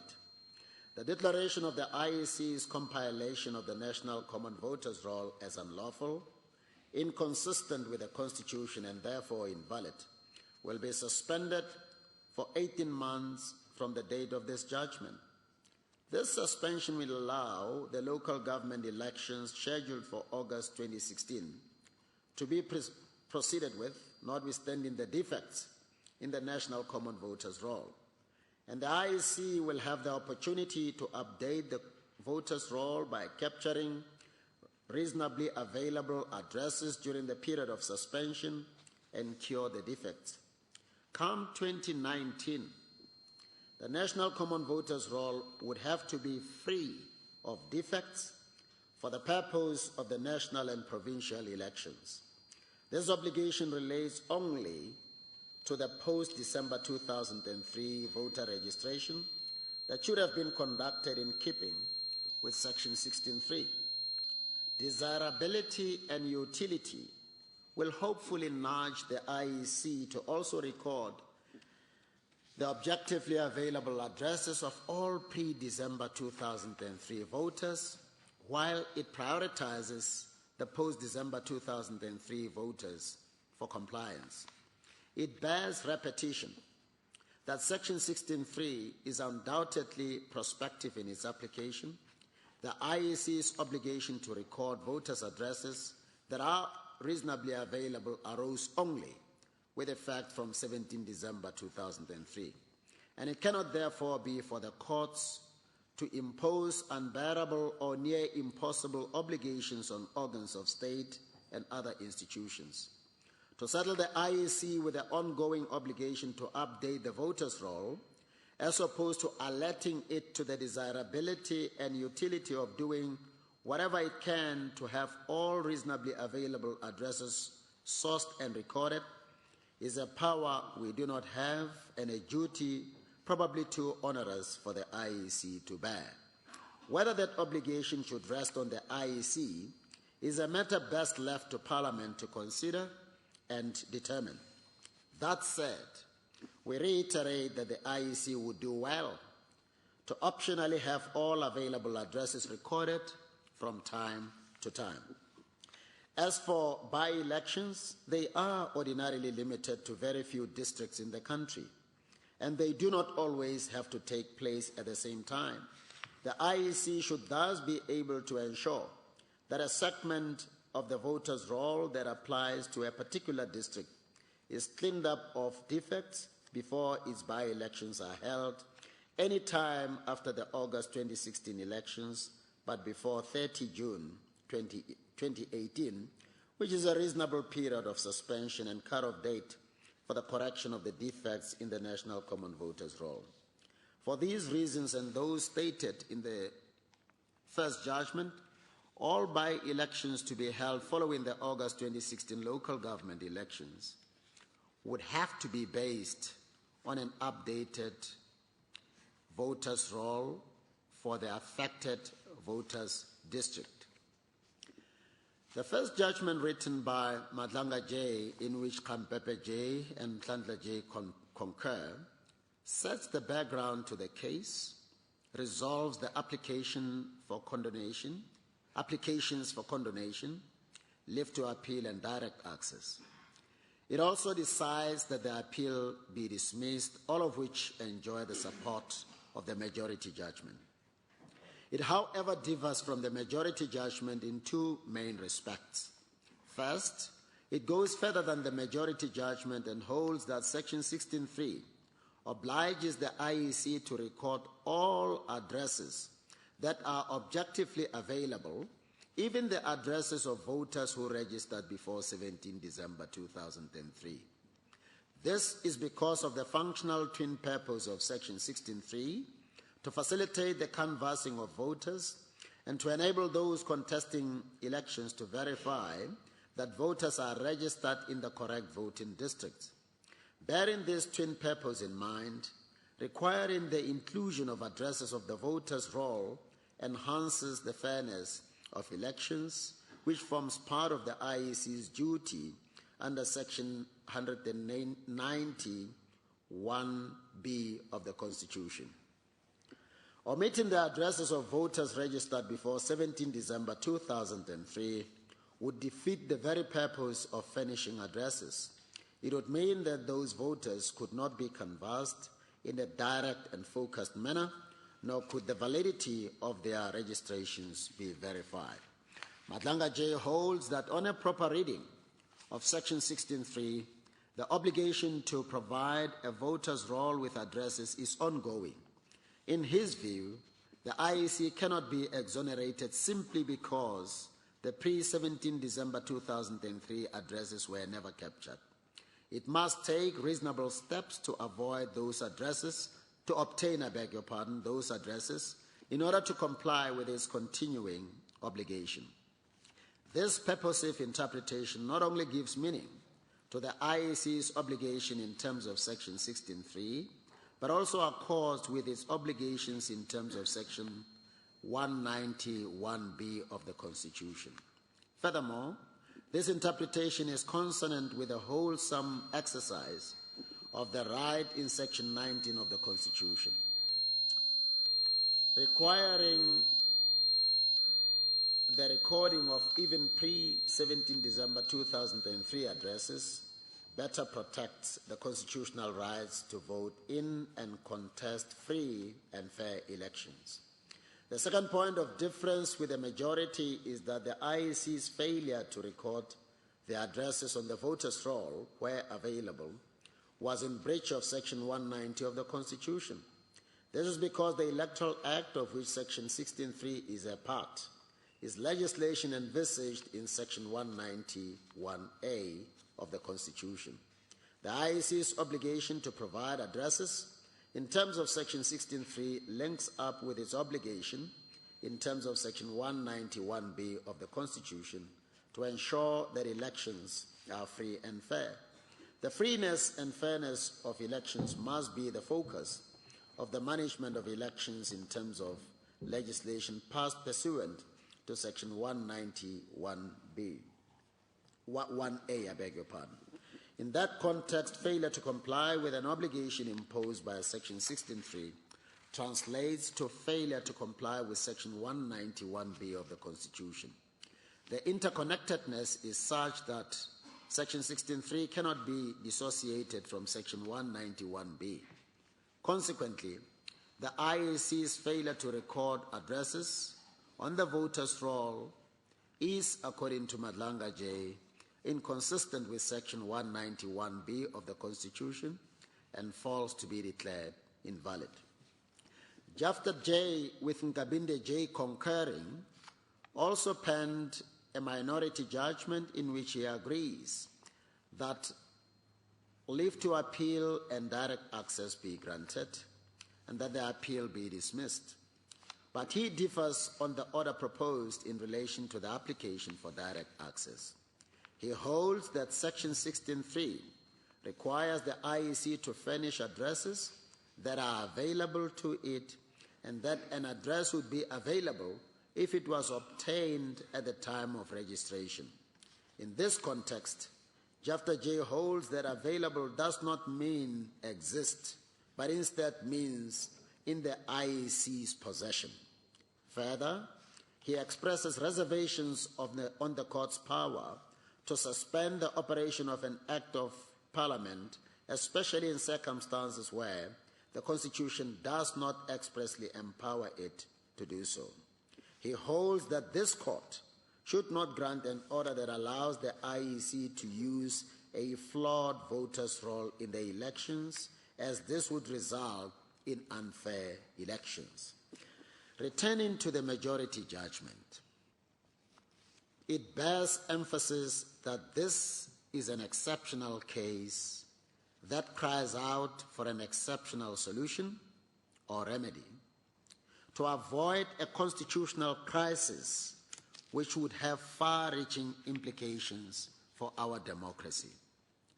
It is about the upper guardian of our Constitution responding to its core mandate by preserving the integrity of our constitutional democracy. And that explains the unique or extraordinary remedy we have crafted of suspending the duty that flows from a constitutionally valid statutory provision. In the result, the following order is made. 1. The applications for condonation by the Electoral Commission, the Minister of Cooperative Governance and Traditional Affairs, and the Inkatha Freedom Party are granted. Leave to appeal is granted. The appeal is dismissed. The Electoral Commission is granted direct access. The Electoral Commission, that's number 5, its failure to record all available voters' addresses on the National Common Voters Roll is inconsistent with its rule of law obligations imposed by Section 1C of the Constitution and invalid. 6. The declaration of invalidity in paragraph 1 is suspended, and 6.1. The duty of the Electoral Commission to record all the available addresses of voters on the voters' roll for the purposes of the August 2016 local government elections is, except for the Tlokwe local municipality, suspended. 6.2. The Electoral Commission must, by 30 June 2018, have obtained and recorded on the National Common Voters Roll all addresses that were reasonably available as at 17 December 2003. 7. The order in paragraph 6 does not apply to local government by-elections. 8. At 6 monthly intervals calculated from the date of this order, the Electoral Commission must file a report with this court setting out 8.1. the number of outstanding post-December 2003 addresses it has since obtained and recorded on the National Common Voters Roll. 8.2. The number of post-December 2003 addresses still outstanding. 8.3. The steps taken and to be taken to obtain outstanding post-December 2003 addresses. 8.4. Any other matter it may consider necessary to report on. 9. The Electoral Commission must pay the costs of appeal, an application for direct access of the independent candidates, the Democratic Alliance, and the Inkatha Freedom Party, including the cost of 2 counsel. I hand down this judgment.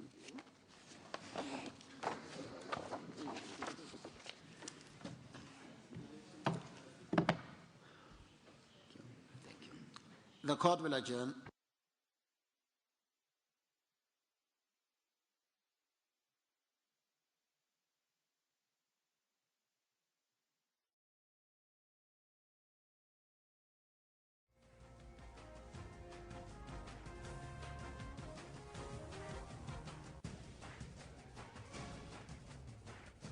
Well, there you have it. We've just come out of the court there. The court has just adjourned. That was the landmark judgment in the Constitutional Court there today. Now we will be going to the Oscar case. Let's go there now live. That lived with us. We will deal with the day of the incident in more detail, but you explained to me one of the consequences of what happened is that your landlord took certain steps. Yes. You know, we were at that time in financial difficulty, and with Reva's passing, the landlady had found out that I was virtually bankrupt. And within 2 weeks after Reva's death, she gave us notice in the house. We had never been behind on our rent or anything, but she gave us notice because of what she read in the newspapers. We could have stayed on, but we decided it was so distasteful of her to do something like that we decided to reallocate immediately. Now, Mr. Steenkamp,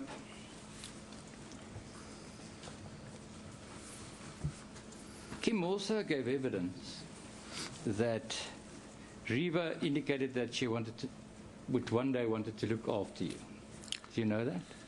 Yes, I do know about that. Reva left PE to come up to Johannesburg thinking that things would move faster here for her, in Port Elizabeth. Sorry, Port Elizabethans, but a little bit way behind Gauteng as far as modelling and that is concerned. So she decided to come up here, go through the whole cycle of her modelling career, and there afterwards to go back into law and one day open up her own thing. And she had always said when that time comes that she would look after June and myself. Were you proud of her having completed her studies? Very proud of Reva, yes.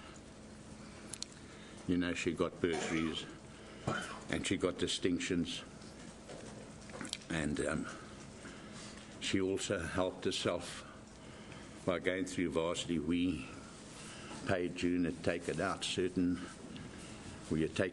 insurances and that for her to go through varsity, and of course, yes, we were completely and utterly proud of her. Yeah.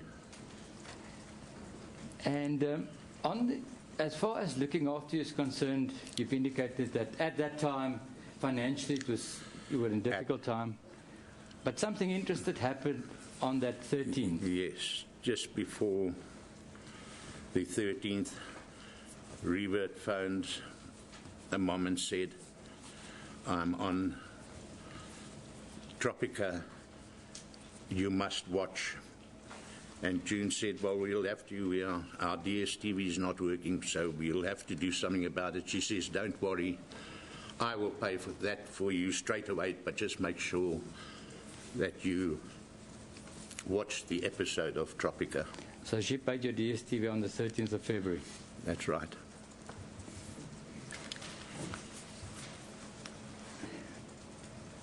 Then, unfortunately, I have to take you back to the day of the murder. Where were you?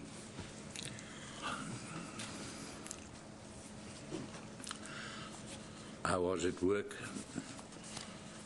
Then, when I trained the horses, I used to get to work at 5:30, 6 o'clock in the morning. I got a phone call from June. I couldn't really understand what she was so upset about, screaming and shouting. At first I thought most probably one of our animals had got killed or so. And she said, "Come home immediately, come home." Anyway, I dropped everything. And on my way home, I tried to fathom out what she tried to tell me. And then I realized that she mentioned Reva. She says, "Come home immediately," and Reva's name was there.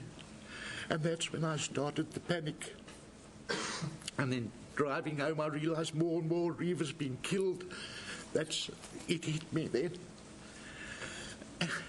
It's like it happened yesterday. And that's how I first heard about it. And when you got home?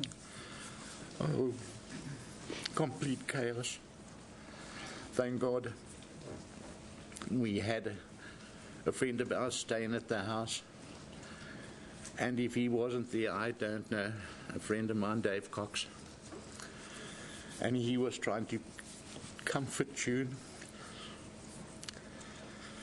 And when we were there, it was just, I can't go into the whole thing and tell you exactly how we felt. No. And you wanted to see somebody immediately. Who did you want? I phoned my brother immediately in Cape Town. And I said, Mike, get up here immediately. This has happened. And within a couple of hours, he had got on a plane and he was there with me. Why did you want to see your brother? Well, I can confide so much more in my brother. And like I'm sure with Mr. Pistorius and his brother, like he would confide, that's how I would confide in my brother. And he was the first one I thought of. If we can just put it into perspective, your brother is then the father of Kim. My brother is the father of Kim. Now,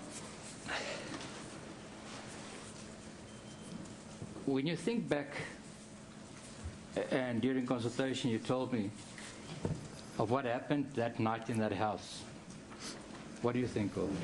In the house of Mr. Pistorius where Riva was murdered?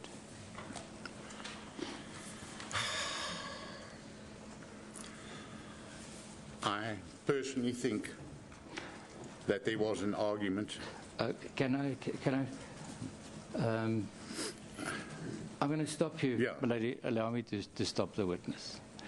Let us talk about what you think, how, during consultation, you told me how you think Riva felt. Oh.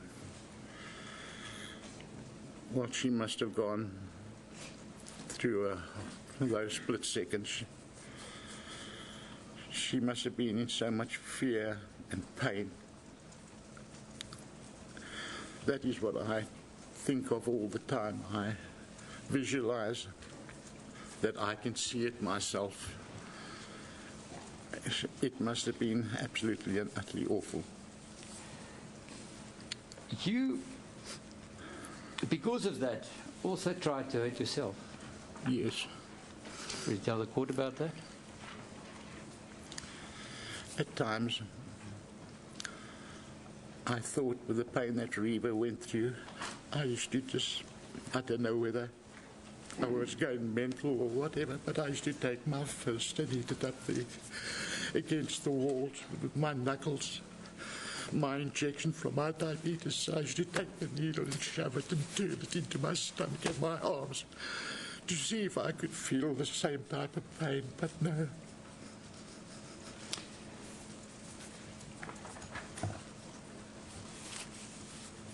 Now,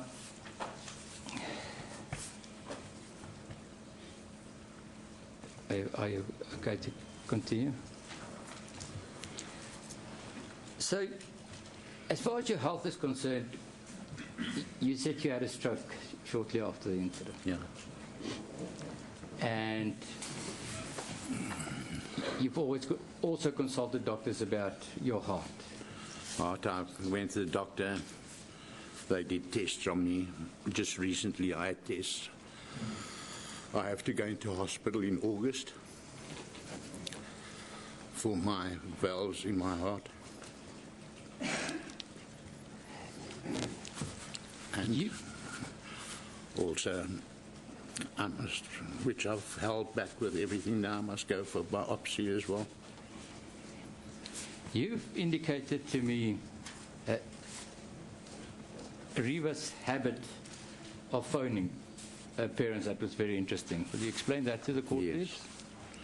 It was virtually a habit that Riva would phone her mother on Saturdays and not talk to me, but on the Sunday would phone me, her father, and talk to me about different things that she would talk to June about. But that is how it went at most times. It was the Saturday and the Sunday. So she would phone you on the Sunday and only talk to you? And then talk to me. Did it happen every week? Virtually every week, yeah. When there would be the odd week that would be missed, but virtually every weekend, yes. Now, you've always also indicated to me that although every day is difficult, Christmases and birthdays are difficult. Yes. Why? Well, Reva is not there with us. She's there with us in spirit. But like at Christmas time with the family, we would sit down and one chair would be there for Reva. And that's how we, when I say celebrated Christmas, that's how we had our Christmas. Yeah? Okay. Let's just give a bit more details. The last Christmas you went down to Cape Town. Yeah. To your brother. I went to my brother. And you've indicated that at the table there was a setting and a chair for you. A setting and a chair there for Reva. And on her birthdays, the family would have a celebration for her with the photograph, not in her house, my family, a photograph with her and her place there as well, yes. Now,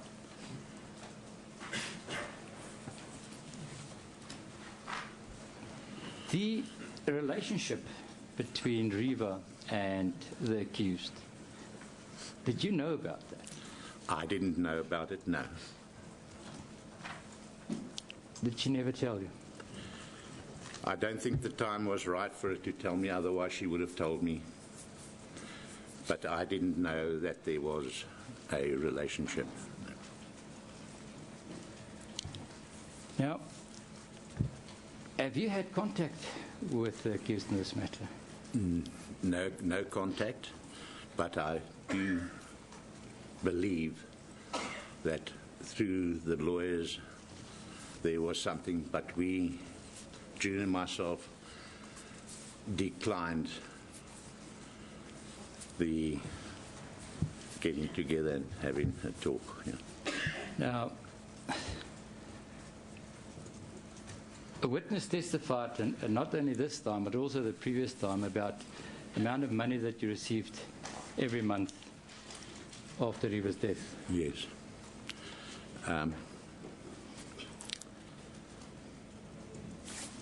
It was discussed between the defense lawyer and our lawyers, our advocate, Mr. Duke de Bruin. They actually arranged that amongst themselves. Mr. de Bruin approached us and told us about it. We didn't like the idea, but we were in dire straits at the time. And I said, do what you must do. And he turned around and said to me, Barry, don't worry, this will be private and confidential. So I said, I leave it up to you to do what you must do for us. Who requested that it should be private and confidential? I don't want to, I must talk the truth, but I heard it was Mr. Barry Rue, or his lawyer, that had requested that it stays private and confidential. Were you surprised when it was mentioned? I was disgusted. I was disgusted, Your Honour. I was disgusted when it came out that something like that could have been brought up. And immediately, when we were offered 350,000 rand, we declined it. Our lawyer said to us, you must take the money, you must do it. We said, we don't want the money after what was brought up in court here.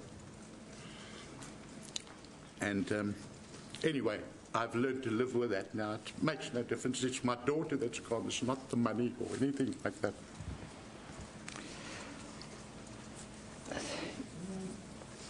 Mr. Steenkamp,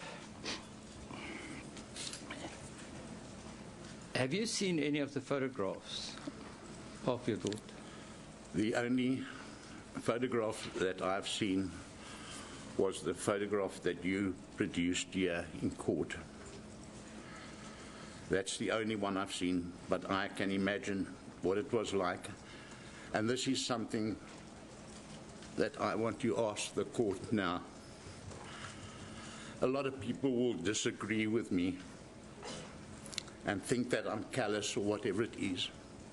But what I would like the world to see are the wounds inflicted on Reva and the pain that she must have gone through, so that the world can see this and most probably distract people who are thinking of that type of deed to stop them in future. And this is why I ask if something like that could be shown to everybody. Which will, please carry on. Which will help for the future, I don't know. But this is the way I feel at the moment. Mr. Steenkamp, you, apart from that one photograph that was shown in court, you haven't seen any of the others? No. Okay. Now, your wife, June, how is she doing? You know, through the media, through a lot of people, have said that June is the stone-faced person. Does she actually feel or whatever? I know that June grieves like I do all the time. She's most probably a bit stronger, but she grieves. I hear her at night. I hear her cry. I hear her talking to Reva. Yeah. And of course she feels just as much as I do.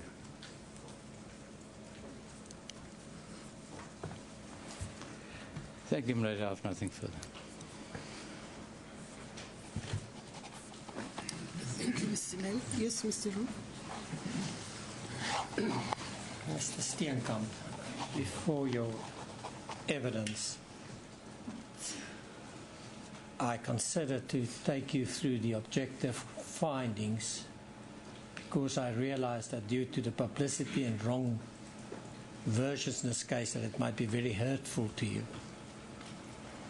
But I don't think any purpose will be served. I would rather argue to the court the objective facts.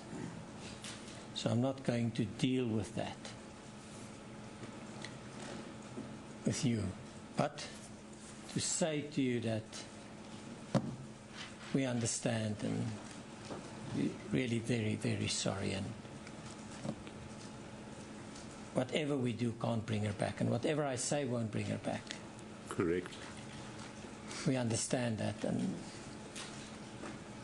and you would have known perhaps about whether it was appropriate or not, all the efforts that the accused made to make contact, he wrote letters.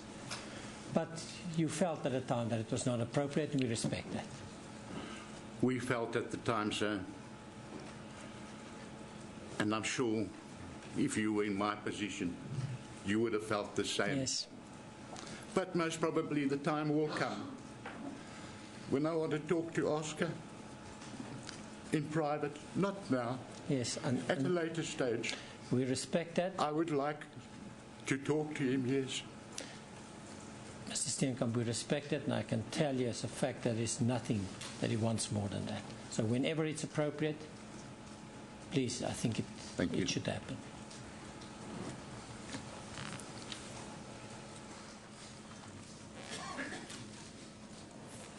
Can I just get instruction? Just stand down for 2 minutes, my lady.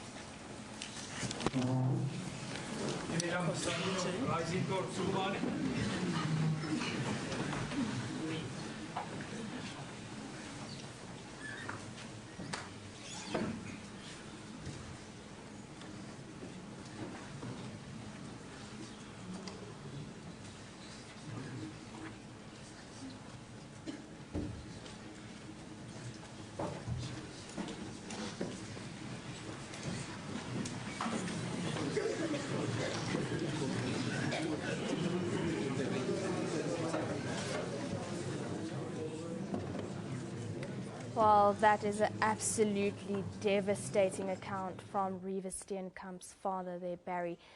Recalling the accounts when he first heard about the death of his daughter, and also revisiting those terrible, painful memories that he still has to deal with.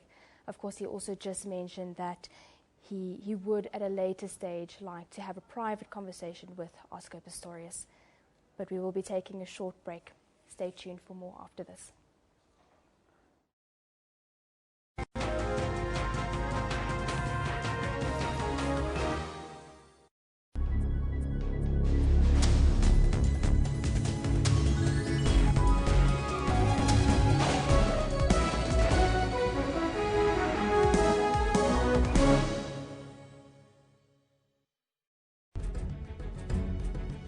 What's wrong with Triple M? What is illegal here? Who is being defrauded here, Trevor?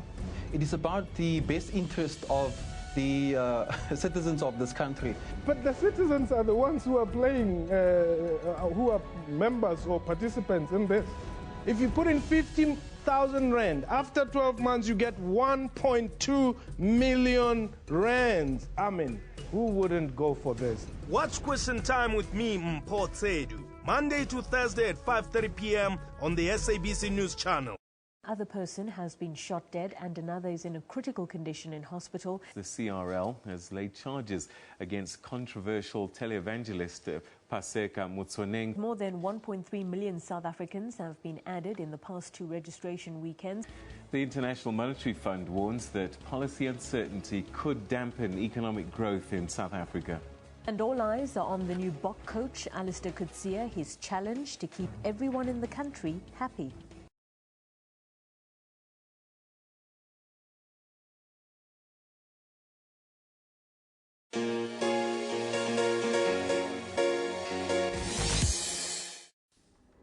Sobukwe is a founding member and first president of the Pan-Africanist Congress.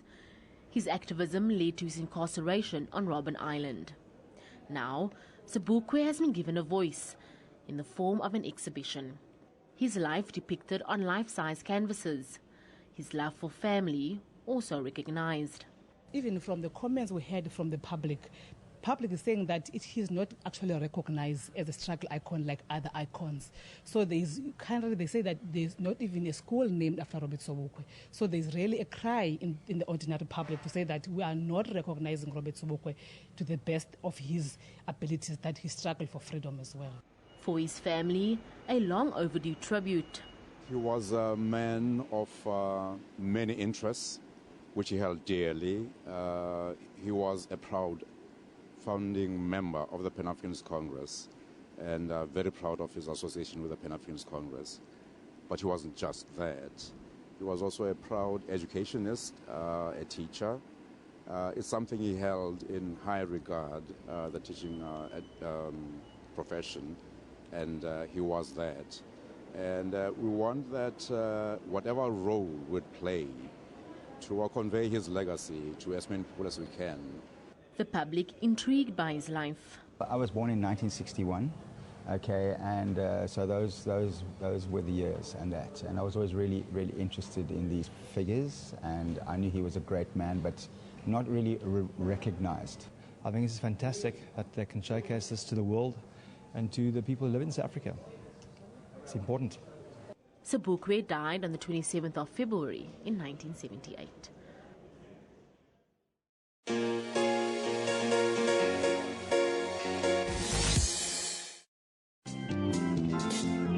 For Sphile, giving up was no option even in times of need. If it wasn't for the opportunity that was given to me by the taxi owner, late Mr. Sibego, maybe I wouldn't be where I am.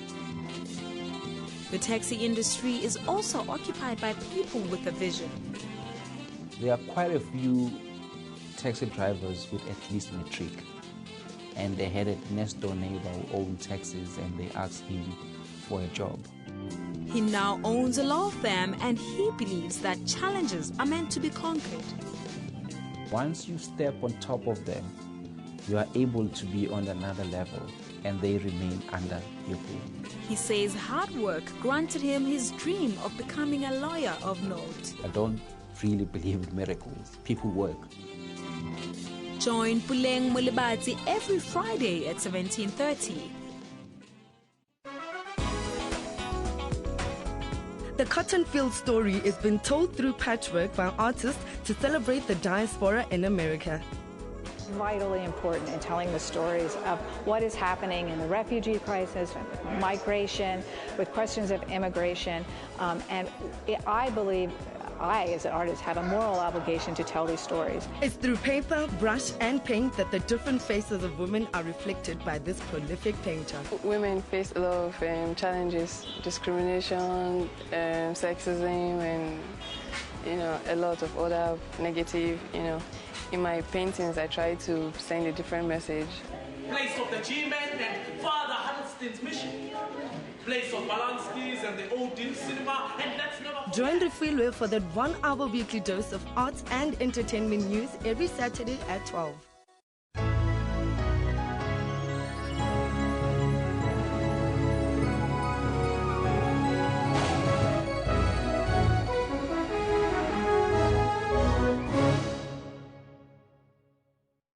Why are electoral systems important in a democracy? We think of democracy as voting people into office.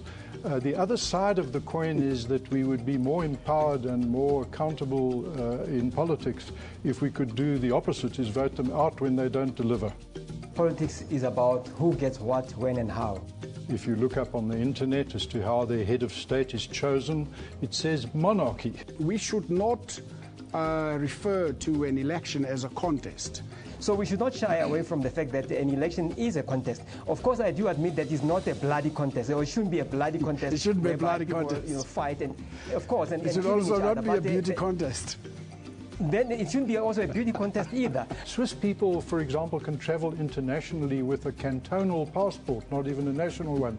That's like us traveling on a Free State passport, for example.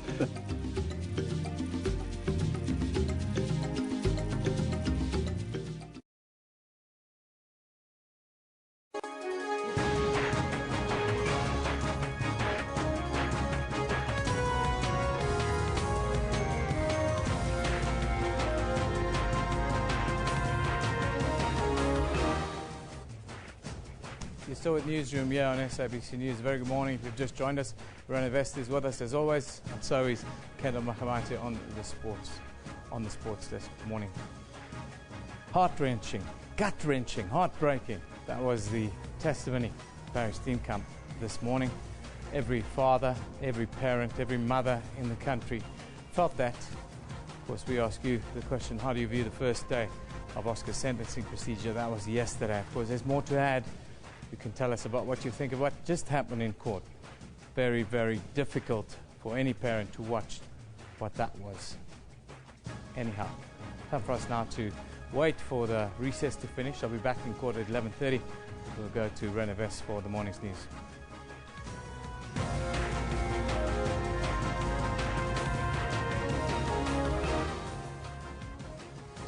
The Constitutional Court gives the 3rd August local elections a green light in its judgment on an urgent application with the Independent Electoral Commission. Reeva's father gives an emotional testimony in aggravation of sentence at the North Gauteng High Court in the case involving Oscar Pistorius. And President Jacob Zuma arrives in the Angolan capital of Luanda ahead of today's 6th International Conference of the Great Lakes region. Before we get into the news, let's take a look at what's happening in the sports news of the morning. Oh, thank you very much, Renee. It was heartbreaking, heart-wrenching to hear that testimony from Reeva Steenkamp's father, Evan, as well. He did say as well that with all said and done, Oscar has to pay for what he has done. So, good morning to you. It's been a very interesting morning. We did say we're going to be in and out of courts today. We do still have sports to bring to you, and this is what's coming up later on today. Out of favour fly half Morne Steyn makes a return from the Springbok Wilderness in answer to an emergency caller. He's hit that well to 3 sixes in a row. And Marlon Samuel's Blazers a brilliant 92 to help the West Indies to a 4-wicket win over Australia. And at the Euro, defending champion Spain win their opening match. Italy smashed 2 past the lackluster Belgium. Driver, this to wrap it up. Surely they will. Yes, they have. Graziano Palla. No argument now. Italy begin in Group E with 3 points. That is what's coming up in a little bit, at about 11:40 or so. But for now, it's back to Renee West, who's got the news. Thank you very much, Kendall. Now, the Constitutional Court has ruled that the August the 3rd local government elections will proceed as planned. The Commission brought the case after the Electoral Court set aside the voters' roll for the by-elections in the Klokwe municipality in the northwest. The IEC had been unable to verify the addresses for some 4,000 voters. The IEC's failure to correct the Klokwe segment of the voters' roll in compliance with the CAM order in Section 16.3 was unlawful. That it admittedly failed to capture all the available addresses since 17 December 2003 is also unlawful and inconsistent with the Constitution. All of the above then means that the appeal must fail. In the alternative, and in anticipation of the possible dismissal of the appeal, the IEC sought direct access to this court. Knowing that it would be impossible for it to correct the voters' roll between the delivery of this judgment and the August 2016 elections, in order to, in effect, have the August 2016 elections held on the basis of a defective voters' roll, is sought in the alternative. And Section 172(1)(b) of the Constitution provides the solution. The power to make a just and equitable order is ordinarily to be preceded by a declaration that conduct or law is inconsistent with the Constitution and invalid. That power is exercisable by a court when deciding a constitutional matter within its power. Retrospectivity and the suspension of the declaration of invalidity flow from the unconstitutionality of conduct or law, and the power to allow the competent authority time to correct the defect that is at the heart of the declaration of invalidity is dependent on satisfying the above prerequisites. The compilation of the current voters' roll is unlawful by reason of its disregard for the provisions of Section 16.3 and the strictures of the rule of law. This renders it inconsistent with the rule of law, which is one of the cornerstones of our constitutional democracy. It is for this reason that we declare that unlawful conduct constitutionally invalid. The declaration of the IEC's compilation of the National Common Voters' Roll as unlawful, inconsistent with the Constitution and therefore invalid, will be suspended for 18 months from the date of this judgment. This suspension will allow the local government elections scheduled for August 2016 to be proceeded with, notwithstanding the defects in the National Common Voters' Roll. And the IEC will have the opportunity to update the voters' roll by capturing reasonably available addresses during the period of suspension and cure the defects. Come 2019, the National Common Voters' Roll would have to be free of defects for the purpose of the national and provincial elections. Emotional father of Reeva Steenkamp has told the High Court in Pretoria about the pain he has endured following the death of his daughter. Barry Steenkamp was being examined by State Prosecutor Gerrie Nel. This is the first time that either of Reeva's parents have given testimony in court. You know, through the media, through a lot of people, have said that June is the stone-faced person. Does she actually feel or whatever? I know that June grieves like I do all the time. She's most probably a bit stronger, but she grieves. I hear her at night. I hear her cry. I hear her talking to Reva. Yeah. And of course she feels just as much as I do. Now for more on the court case proceedings, let's go over to Eben. Yeah, very difficult to watch. Very difficult it must be for the parents of somebody bearing a child. I think is the most difficult thing. But to make sense of all of this, let's go down to Durban, where Phumelela Shabalala, who's an attorney at the High Court, is standing by, is with us this morning. Phumelela, just give us your view. You've just watched the testimony that Barry Steenkamp put to the court. How do you view this? Well, first and foremost, I must say that I was not convinced by the defense, given the onus on them to show the existence of substantial and compelling circumstances in order for the court to be able to deviate from that 15 years that Oscar is facing. I mean, you look at the fact that they've only brought in 2 witnesses. Safe to say that I haven't heard the testimony of the last witness.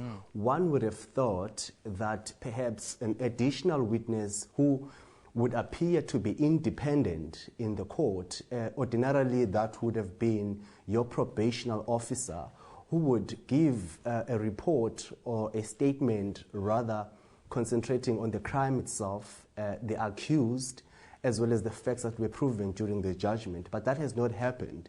So therefore, it's quite surprising, particularly if they are going for a non-custodial sentence. You need somebody who's independent, who's going to indicate to the court really the position of the accused insofar as the time he has spent in prison.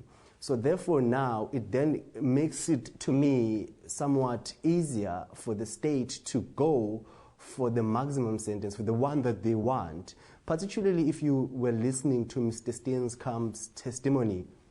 You see, it invokes a lot of emotions, without a doubt, and you would have heard the demeanor in court that it was dull, and that shows how brutal the incident was and how it was felt, because ordinarily what you would have is, had the deceased survived, the deceased would have been called to give testimony of herself to show the pain that she would have suffered had she survived. But now that she is late, then you bring in a relative, somebody closely connected to the deceased, to indicate to the court, from the victim's perspective, the pain that has been felt by those close to the deceased. Furthermore, what was interesting to note was the issue of the compensation that we have heard that Mr. Pistorius has arranged or has been paying over the family. You know, at some point it shows that they had, little choice because they were in dire circumstances. They had to accept that. Otherwise, they were not quite happy with that. Yes. Phumelela, just stay there. Don't go away. I'll be back with you shortly. I just want to go back to the High Court. Patricia Fasachi is outside the High Court. A very good morning to you, Patricia, and thank you for being with us for the first time today. I wanted to ask you about this emotional testimony that we've just heard in the High Court there, drawing gasps on the gallery. It must have been very tough to be here, as difficult as it was to watch it. What's the word there after what we've just seen in the court? Good morning, Eben. Of course, I think the highlight of today's testimony that we have heard from, of course, Reva Steenkamp's father, and it's very simple. He is saying that Oscar Pistorius has to pay for having killed his daughter, making it clear to the court that they have forgiven Oscar Pistorius, but he must still pay for the crime that he has committed, making it clear to the court that although many people, have given the family support and that they're dealing with the loss of their daughter, and many people have told him since, that day that he learned that Oscar Pistorius had shot and killed Riva Steenkamp, that, it takes about 2 to 3 years to sometimes, get over the pain or learn to live with it. But for him, it hasn't really changed. Every day is the same. Every day he suffers from the pain of losing his daughter in such a traumatic way, saying that, it has left the family devastated. They left distraught, and they're really trying very hard to deal with this and come to terms with this the best way they can. That they have suffered tremendously, and it's not only the emotional pain that they have suffered financially. It has really changed their lives for the worse, and nothing that can be said, nothing that can be done will ever, ease that pain. But nevertheless, whatever the circumstances are, they feel that Oscar Pistorius has to pay for the crime that he has committed. We heard, of course, Barry Steenkamp going into, very deep emotions as he was trying to reflect to the court what the impact of his daughter's murder has had on him, and not only on him, telling the court that he has read several media reports where it's been written that his wife, June Steenkamp, is stone-faced, that she is almost not showing much emotions. But he wanted the court to know that June is deeply affected by the loss of Riva Steenkamp, that she's going through a lot of pain, and just like him, she grieves. He told the court that he hears her cry almost every day, and together they're suffering that pain. And it is on the basis of that they feel that if this court sees it fit, it will only be in the interest of justice for Oscar Pistorius to pay the crime and have some jail time for having claimed the life of Riva Steenkamp, and in the manner in which, of course, he did kill her. We saw Barry, of course, Steenkamp telling the court of the morning he found out that the Paralympian had gunned down his daughter, talking us through the minutes that he learned of her death, how June Steenkamp called him and she was distraught, she was emotional, telling him through tears that their daughter is killed by Oscar Pistorius. And he says at first he couldn't understand, he was a bit rattled, he couldn't get through the emotions, but then it hit him in a split second that she was talking about Riva Steenkamp, and Riva Steenkamp is dead. And he was taking us through, the days that followed up, the minutes that followed up, right after he had learned the shocking news that his daughter was ultimately shot and killed by the Paralympian. Patricia, what does the rest of the day look like there in the High Court?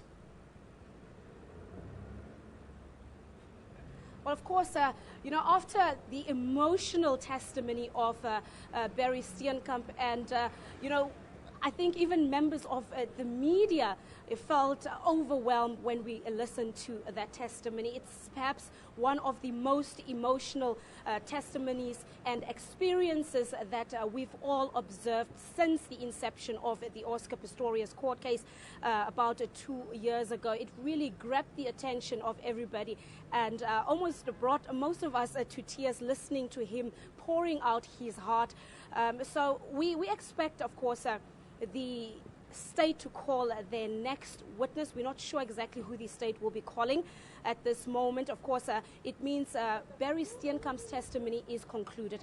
Of course, the defense did not really cross-examine him, which is perhaps the most appropriate thing to do under these circumstances, especially if you take into consideration the emotions that Barry Steenkamp reflected in court. Of course, we saw the defense advocate, Barry Roo, telling the court, that he is not really going to delve much into the testimony of Riva's father. And he also told Barry Steenkamp that as the defense, they are sorry for the loss that they have suffered, telling Barry that it doesn't matter what happens, it doesn't matter what action is taken. The reality remains that no amount of evidence, no amount of money, nothing can bring back Riva Steenkamp, and that they're really sorry, and that is perhaps the least that they can do under these circumstances. So that means both sides have concluded Barry Steenkamp's testimony. We're now looking forward to the next witness to take the stand from the state side in, of course, aggravation of sentence for the Paralympian. Patricia, thank you very much for that update live outside the High Court there. Patricia Fasachi. Let's go back to Durban with Phumelelo Shabalala, who's an attorney with the High Court. Phumelelo, what does the next couple of days look like, do you think, officially? Now we've got aggravation of sentence going on. That will probably last for the next day and a bit. Would that be accurate? And then how does it proceed from there? Well, by the look of things, given how quickly the defense wrapped up their case, it all now remains to be seen how many witnesses the state is intending to bring forth in the aggravating of sentences. So one right now at this point is not certain, but it does look like it's going to be a short process rather than one had anticipated earlier on.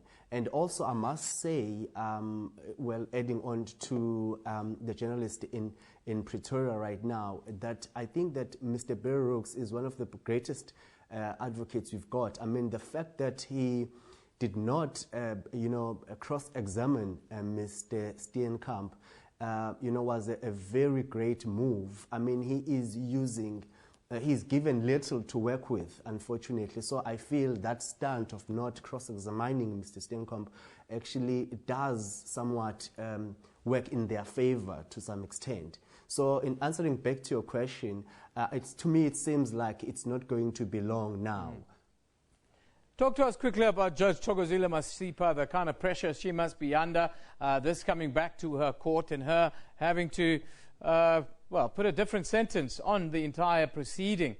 What kind of pressure do you think she's feeling, and how long do you think she will take in considering this, this outcome? Well, look, she is a professional judge, and as it was once stated by the Supreme Court of Appeal, that she must be commended for how she handled this trial, because, I mean, it attracted the international eyes on us as a nation. So she has done a great job during the trial, save for the judgment that she eventually gave. My view is right now, obviously, there would be some form of pressure exerted upon her, but one expects her as a judicial officer of her caliber to be able to maintain herself and be able to, listen to the evidence that is being brought before court. So I do not see her being shaken now. Safe to say, as a human, I'm sure to some extent there is that element of pressure, but she is a professional. She must maintain herself. She must listen to the evidence attentively and apply the legal principles that are guiding her in coming up with a just sentence. And I do not anticipate her taking forever in giving this judgment, because we've got wealth of judgments dealing with sentences in matters of this kind. And so therefore, if she takes just enough time basically to reflect in previously decided cases, she should actually be in a position to give a very well founded judgment on sentence, yes. Thank you very much. That was Phumelelo Shabalala. He's an attorney at the High Court. He joined us live from Durban, giving us his views on what is happening inside of the North Gauteng High Court, of course, where sentencing procedures will continue at 11:30. We're counting down. It's just after 20 past 11. Let's go to Rene West for more news. Thank you very much, Eben. Now taking a look at another court case that's also grabbing a lot of attention. Henry van Breda is appearing before the Stellenbosch Magistrates Court today in connection with the murder of his 3 family members. A year and a half ago, the country heard the news of the brutal axe murder of 3 family members in the De Zalze Golf Estate. The attack is reported to have happened in the early hours of January 27th last year. Martin van Breda, his wife Teresa and son Rudy were hacked to death with an axe, while daughter Marley survived. Yesterday, 21-year-old Henry van Breda handed himself over to police. SABC Jacques Steenkamp has been following the case, and earlier he joined us in studio to give us the latest on this matter. Well, from what I understand is that the police did a thorough investigation, especially from the forensic side. But I think that the problem lied with the NPA, the National Prosecuting Authority. They were quite reluctant to prosecute because the dossier was sent to them several times over the past year and a half, and every time it was sent back for further investigation. And now I know for the last 2 months that basically the dossier was with them. From what I understand, there's a possibility that Henry, because he wasn't a suspect, he intended to go to Australia for a vacation. And I think that kind of forced the hand of the NPA and the police to act and make this decision now to arrest him. Interesting. He was on his way to vacation.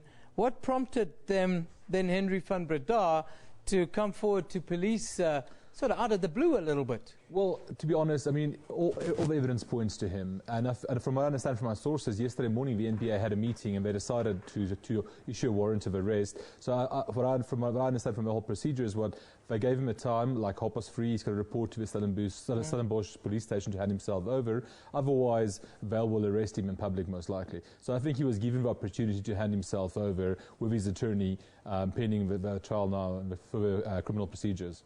So it's not a confession that some outlets are putting forward that he's come out and he sort of talked about what happened on that fateful night. It's more a question of him representing himself and asking the police to deal with the matter. Yeah, well, basically, I mean, otherwise, if he didn't hand himself over, the police would have sent units to arrest him in front of his friends and family members. So I think they gave him they gave him basically the opportunity to go and hand himself over, opposed to them like embarrassing him in public, maybe. Now, of course, this was a story that really shocked the Stellenbosch community. It's not the kind of thing that really happens there quite often. But the one person that's other than Henry that survived this case was the sister Marley. She suffered a terrible blow to the head. What is the latest with Marley, and why is it a scenario that Marley has been unable to give evidence in any way, shape or form so far? Well, I can tell you, I've got the autopsy report, and last week I went to Cape Town. I'm actually busy doing a documentary for special assignment, and I spoke to a forensic expert to analyse this report. And if you look at the evidence and you look at the skull fractures that all four members of the family sustained. So basically, Rudy and Henry shared a bedroom, and they suspect that he's the attacker, Rudy, now, because he's not proven guilty yet. But he allegedly attacked Rudy in the bed, and then he waited in ambush for his father to run into the room, and he attacked his father with an axe from behind the head, and then he went into the hallway where his mother and his sister were, because they heard the noise, obviously, and he attacked them. Now, neither Rudy or Henry has defensive wounds on their arms, so they didn't see this coming, whereas the mother has defensive wounds. So when he came out, he attacked her. Marley survived this remarkably. All three other members of the family, Teresa, Martin and Rudy, their causes of death is head injuries. And if you look at, I spoke to the expert, says it takes about 500 kgs of pressure to break the skull, and he used a 4.5 kg axe to commit these murders. Presumably it was used at the fireplace. So Marley sustained severe head wounds. He also sliced her neck open with a bread wound, allegedly. And then basically she was hospitalized for several months. She had to undergo various surgeries. And because of the blood loss and the traumatic events, she's basically diagnosed with retrograde amnesia, which means she'll never really remember what happened that night. Yeah, that is in itself a very interesting scenario. Tell us about the case. When can we expect it now to go to trial? And what's your expectation? Do you think this will be over quickly, or are we going to see another long, drawn-out procedure? Well, we'll find him this morning. He's appearing in court right now in Stellenbosch. So either if he pleads guilty, this will fairly be over quickly, but also just have a sentencing hearing then for him. But most likely he'll plead not guilty, and it will be a drawn-out court case. But the police has finalised the thing, so they can't revert this back to further investigation. Yeah. So most likely they'll transfer this to the High Court in Cape Town sometime, and then the trial will start. Now, of course, the chat in the media so far has been around drug abuse, drug paraphernalia and the like that's been found in the house. Is that accurate? Do you have any information that this is actually a part of the investigation? Well, that's very problematic, because I spoke to my sources last week, and it appears now that the media had it wrong, that they never tested Henry for drug or alcohol abuse on the scene. I think it's a similar scenario to the Griquastad murders, where the murders happened, the suspect, they never treated the sole survivor as a suspect, they treated him as like one of the victims, basically. And this might be the case. I know the media reported that they were testing urine samples on his trousers and stuff, and apparently this was not done. So it'll be interesting to see whether or not this comes out in court. But if that's the case, this might be to his benefit, basically. Because if they can't prove that he was under the influence of drugs or alcohol, it's been difficult to establish his frame of mind when the murders were occurred. And he hasn't spoken anything about what happened that night until now? From what I understand, no, he hasn't. I mean, I'm not sure. He's got a great legal team. He's got Advocate Pete Buerta, who represented Devani in his trial, and he has Lorinda van Niekerk as his attorney currently with him in court. So he's got quite an extensive legal team. And you must also remember that they have about 200-300 million rand. Their parents' estate is worth about that. So he's got a lot of money backing him as well. That was an interview we did a little bit earlier today, of course, talking about Henry van Breda that is expected to be in court today. But let's go over to Eben for a little bit more news on this. No, Eben, I just want to mention, there's so many court cases today that it's such terrible news, such sad news today.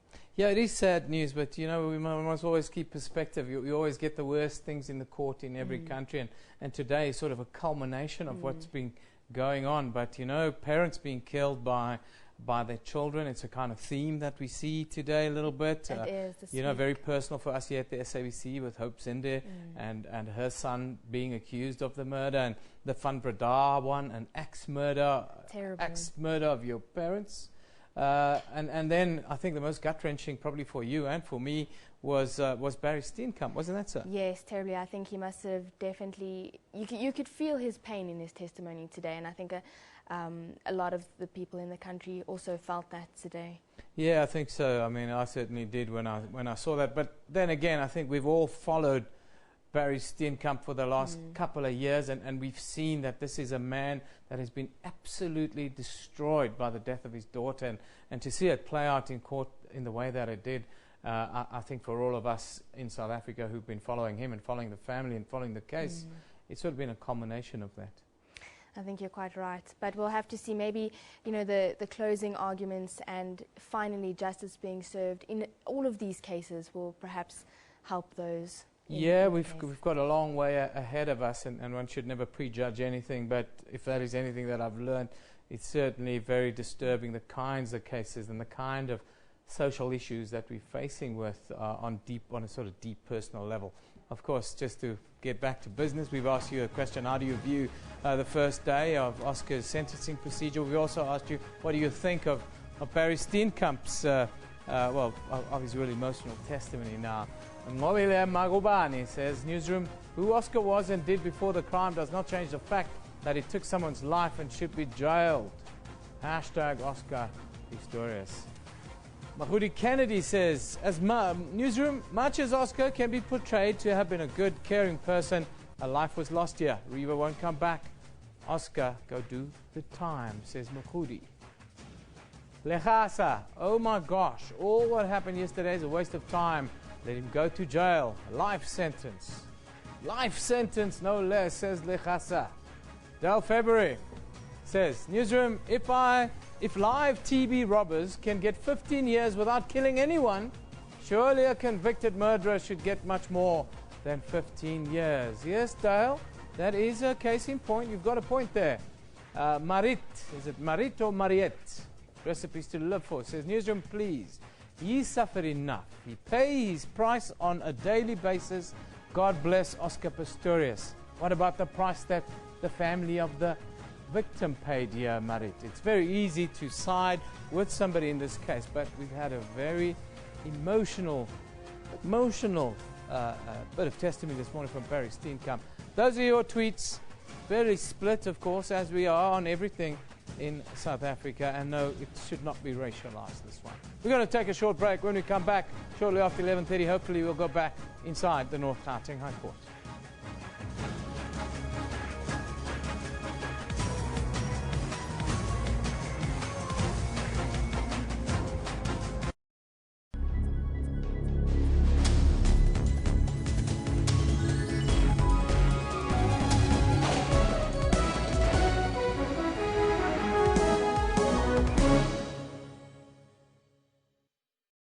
Why are electoral systems important in a democracy? We think of democracy as voting people into office.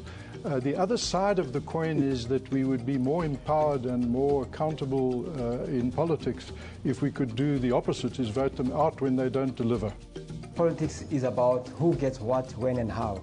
If you look up on the internet as to how the head of state is chosen, it says monarchy. We should not refer to an election as a contest. So we should not shy away from the fact that an election is a contest. Of course, I do admit that it's not a bloody contest, or it shouldn't be a bloody contest. It shouldn't be a bloody people, contest. Fight and, of course, and it should also not be a beauty contest. Then it shouldn't be also a beauty contest either. Swiss people, for example, can travel internationally with a cantonal passport, not even a national one. That's like us traveling on a Free State passport, for example.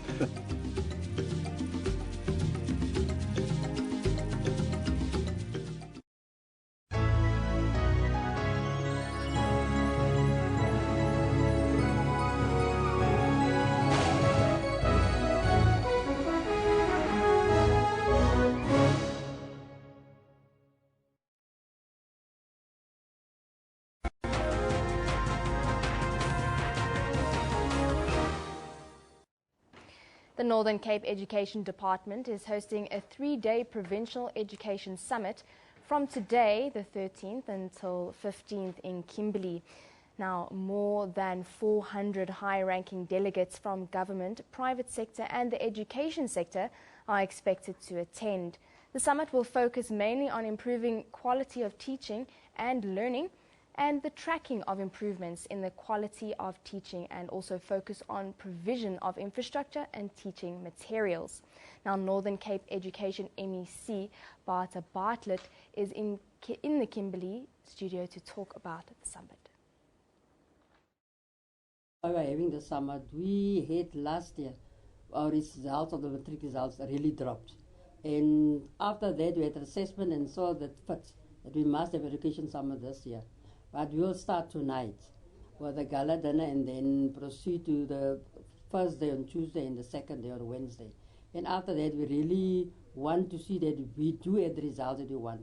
But this summit will not only be focusing on the children, we'll also focusing on teacher development, on educator development.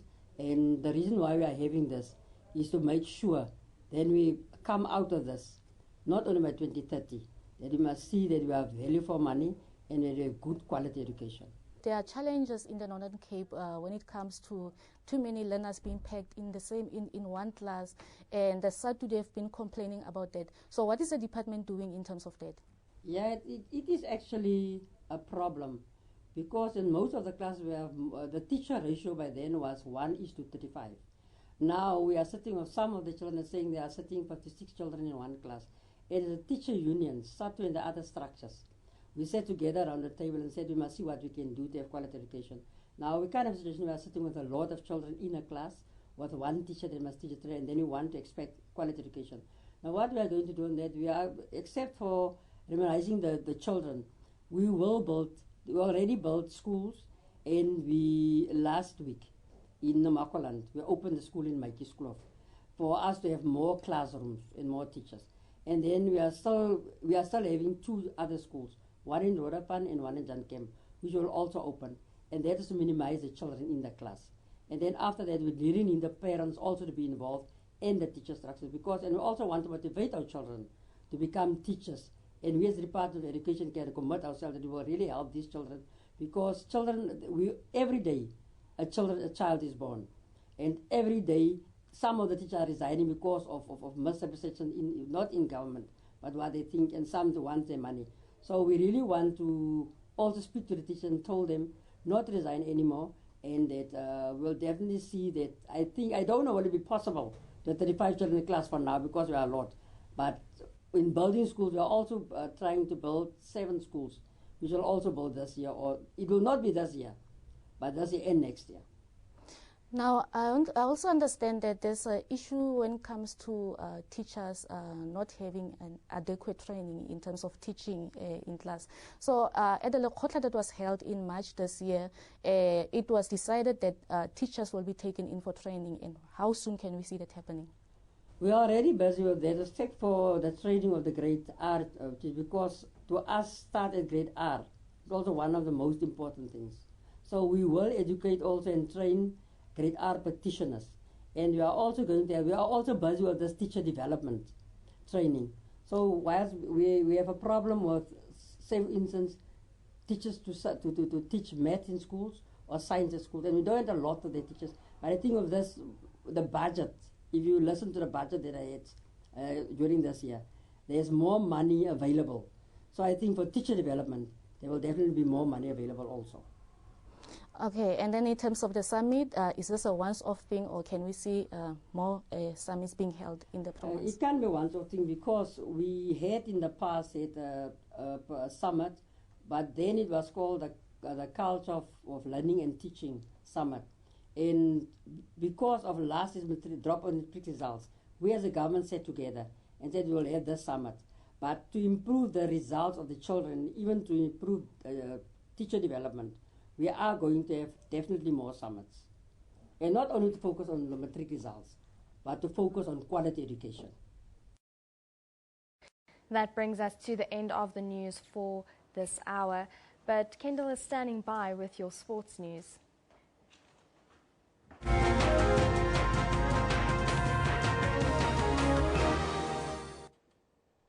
Thank you very much, Renee, and a very good morning to all of you. This is time for your sports. Now, Ireland loose forward CJ Stander has been banned for 1 week following his red card in the first rugby test against South Africa at Newlands in Cape Town on Saturday. The South African-born flank was airborne when he made contact with Springbok fly half Patrick Lambie. Lambie was knocked out and was stretchered off the field. After hearing the evidence, the judicial officer Terry Willis of Australia was not satisfied on the balance of probability that the referee Mathieu Reynal of France was wrong when he issued a red card to Stander. The Irish flank will miss this coming Saturday's second test in Johannesburg. Now, all this is caused for a fly half Morne Steyn to join the Springbok squad as cover for Patrick Lambie after Lambie was injured in South Africa's loss to Ireland over the weekend. The Stade Francais pivot is set to be in the matchday squad for Saturday's second test. Despite the cold and the Springboks' performance, hundreds of school children attended their first practice session in Johannesburg. Coach Alistair Coetzee has hinted that there will not be wholesale changes to the starting lineup, as he wants to give the players a chance to redeem themselves. Elton Jantjies looks set to start at fly-off and Steyn will be on the bench. It doesn't mean the Boks will focus more on a kicking game plan. No, it'll still be a balanced approach to our game, definitely. I wish I could show you, some clips where we went into a shape and we got yards, and that is what we want. It's not that when we're in our 22, we just need to kick the damn ball away, Now if there's space, let's take the space, but you don't have to create. And if there's no space wide, there's got to be space behind. So the focus is look where the space is. The players themselves also know what they need to do to get back to their winning ways. Very low, they tackle very low, and we need to fight more in the tackle, they were working much harder than us, they had less men, like one less guy. You could see they were working much harder. We needed to work much more than that, and we gotta dominate the carries to put our backline in better position to attack. The starting team will be announced on Thursday. Harry Wollivier, SABC News, Johannesburg. Now moving to cricket, where Marlon Samuels enjoyed a match-winning knock as the West Indies beat Australia by 4 wickets in a triangular series cricket match in St Kitts. Samuels hit 92 as the hosts chased down a target of 266 for victory after the Aussies were sent in to bat first. There's an edge and a wicket first up. Finch is gone. Australia had a dreadful start, losing opener Aaron Finch with just 1 run on the board. But Usman Khawaja and captain Steve Smith quickly put the Aussies back on track, adding 170 runs for the second wicket, before Smith was caught and bowled by Carlos Brathwaite for 74. Brathwaite takes it, so that pressure that was built between Holder and Pollard pays dividends. 6 overs later, Khawaja returned to the pavilion. He was run out for 98 off 123 balls. His innings included 4 fours and 3 sixes. Gonna be close. George Bailey contributed 55 or 56 deliveries, but the tourists were restricted to 265 for 7. Brathwaite, Jason Holder and Kieran Pollard taking 2 wickets each. The West Indies batsmen wasted no time in getting the run chase underway. Andre Fletcher was, however, the first to go in the 10th over with the score on 74. Johnson Charles hit 48 runs and Dwayne Bravo 39. But it was the man of the match, Samuels, who came to the party when it mattered most. The Jamaican destroyed the Australian bowling attack, smashing 8 fours and 4 sixes, before he was finally run out for 92 off 87 balls. But by then, the damage to Australia's chances was already done. Brathwaite hit the winning runs in the 46th over. Sweet revenge following their 6-wicket loss to Australia 9 days ago.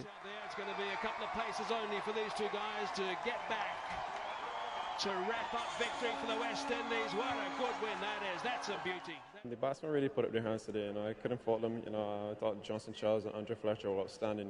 They did what we asked them to do. They were aggressive in the power play, and they got us to a very good start. And they were well supported afterwards by Darren Bravo and Marlon Samuels. The Windies will remain in St Kitts, where they will face South Africa on Wednesday. Liesl Zankel, SABC News. Now, Italy continued with their dominance over Belgium in competitive matches as they won their Group E Euro 2016 opener 2-0 in Lyon. The Red Devils have only ever beaten Italy once in 6 competitive games. 2-1 result in the 1972 European Championship quarter-final, with 2 draws and 3 wins for the Azzurri. The Azzurri opened their Euro 2016 campaign against Belgium, the number 2 side on the FIFA World Ranking. Antonio Conte's starting 11 was the oldest in the history of the Euro Championships, with an average age of 31 years and 169 days. After the half-hour mark, Belgium switched off in defense and Emanuele Chiacchierini complemented his lovely first touch with a composed finish. Giaccherini! Italy in front! Belgium switched off in defence. Lukaku unmarked. 7 minutes into the second half, Romelu Lukaku flubbed a chance to score the equalizer. Who's put that wide? Carrasco. With the clock ticking, Belgium pushed more bodies forward in search of the elusive equalizing goal, and Italy took full advantage of the situation with a counter-attack deep into stoppage time. Candreva, this to wrap it up. Surely they will. Yes, they have. Graziano Pala. Earlier on, the Republic of Ireland looked the better team and deservedly took the lead early in the second half in the other Group E encounter against Sweden. What a wonderful goal for the Republic of Ireland. Where's Houlihan? Kieran Clark, however, was in an awkward position as he tried to clear Zlatan Ibrahimovic's cross, only succeeding in heading the ball into his own net. The final result, a 1-1 draw. Meanwhile, Austria will take on Hungary in a Group F match late this afternoon, and Iceland, appearing for the first time in a major soccer tournament, will meet Portugal in their opening match of the Euro 2016 this evening. All eyes will be on superstar Cristiano Ronaldo in this encounter. Mdudu Zindlovu, SABC News. Now, staying with the European Soccer showpiece, European Soccer's governing body UEFA warned the English and Russian soccer associations on Sunday that their teams could be disqualified from Euro 2016 if there was any more of the fan violence that has injured several dozen people. In response, England issued a video message to their supporters asking them to refrain from any more untoward behaviour. As England manager, I'm obviously very concerned about the threat which is now hanging over us and the sanctions that could possibly be imposed upon the England team. We worked very hard to get here, and we really desperately want to stay in the competition. And I'm appealing, therefore, to all of our fans, and we appreciate your support at the matches, of course, but I'm appealing to you to stay out of trouble and to try and make certain that these threats that are being issued are never carried out, and we will be able to attempt to do the best we can to stay in this competition by football means. I'd like to thank the England fans for the great support inside the stadium against Russia. And now we have a big game coming up against Wales. I'd like to ask the fans, please, if you don't have a ticket, don't travel. And for the fans with tickets, be safe, be sensible, and continue with your great support for the players. Thank you. Now, Seychelles became the first team to be knocked out of the 2016 COSAFA Cup after going down 4-0 to Swaziland in a Group A match at the Sem Nujoma Stadium in Windhoek, Namibia. The victory takes Swaziland first in the group with 4 points after 2 games, followed by Madagascar in second with 3 points after 2 games.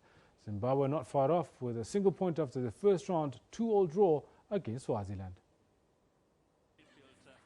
Following their 2-2 draw against one of the tournament favourites, Zimbabwe, Swaziland went into the fixture looking for maximum points to strengthen their bid for the knockout football.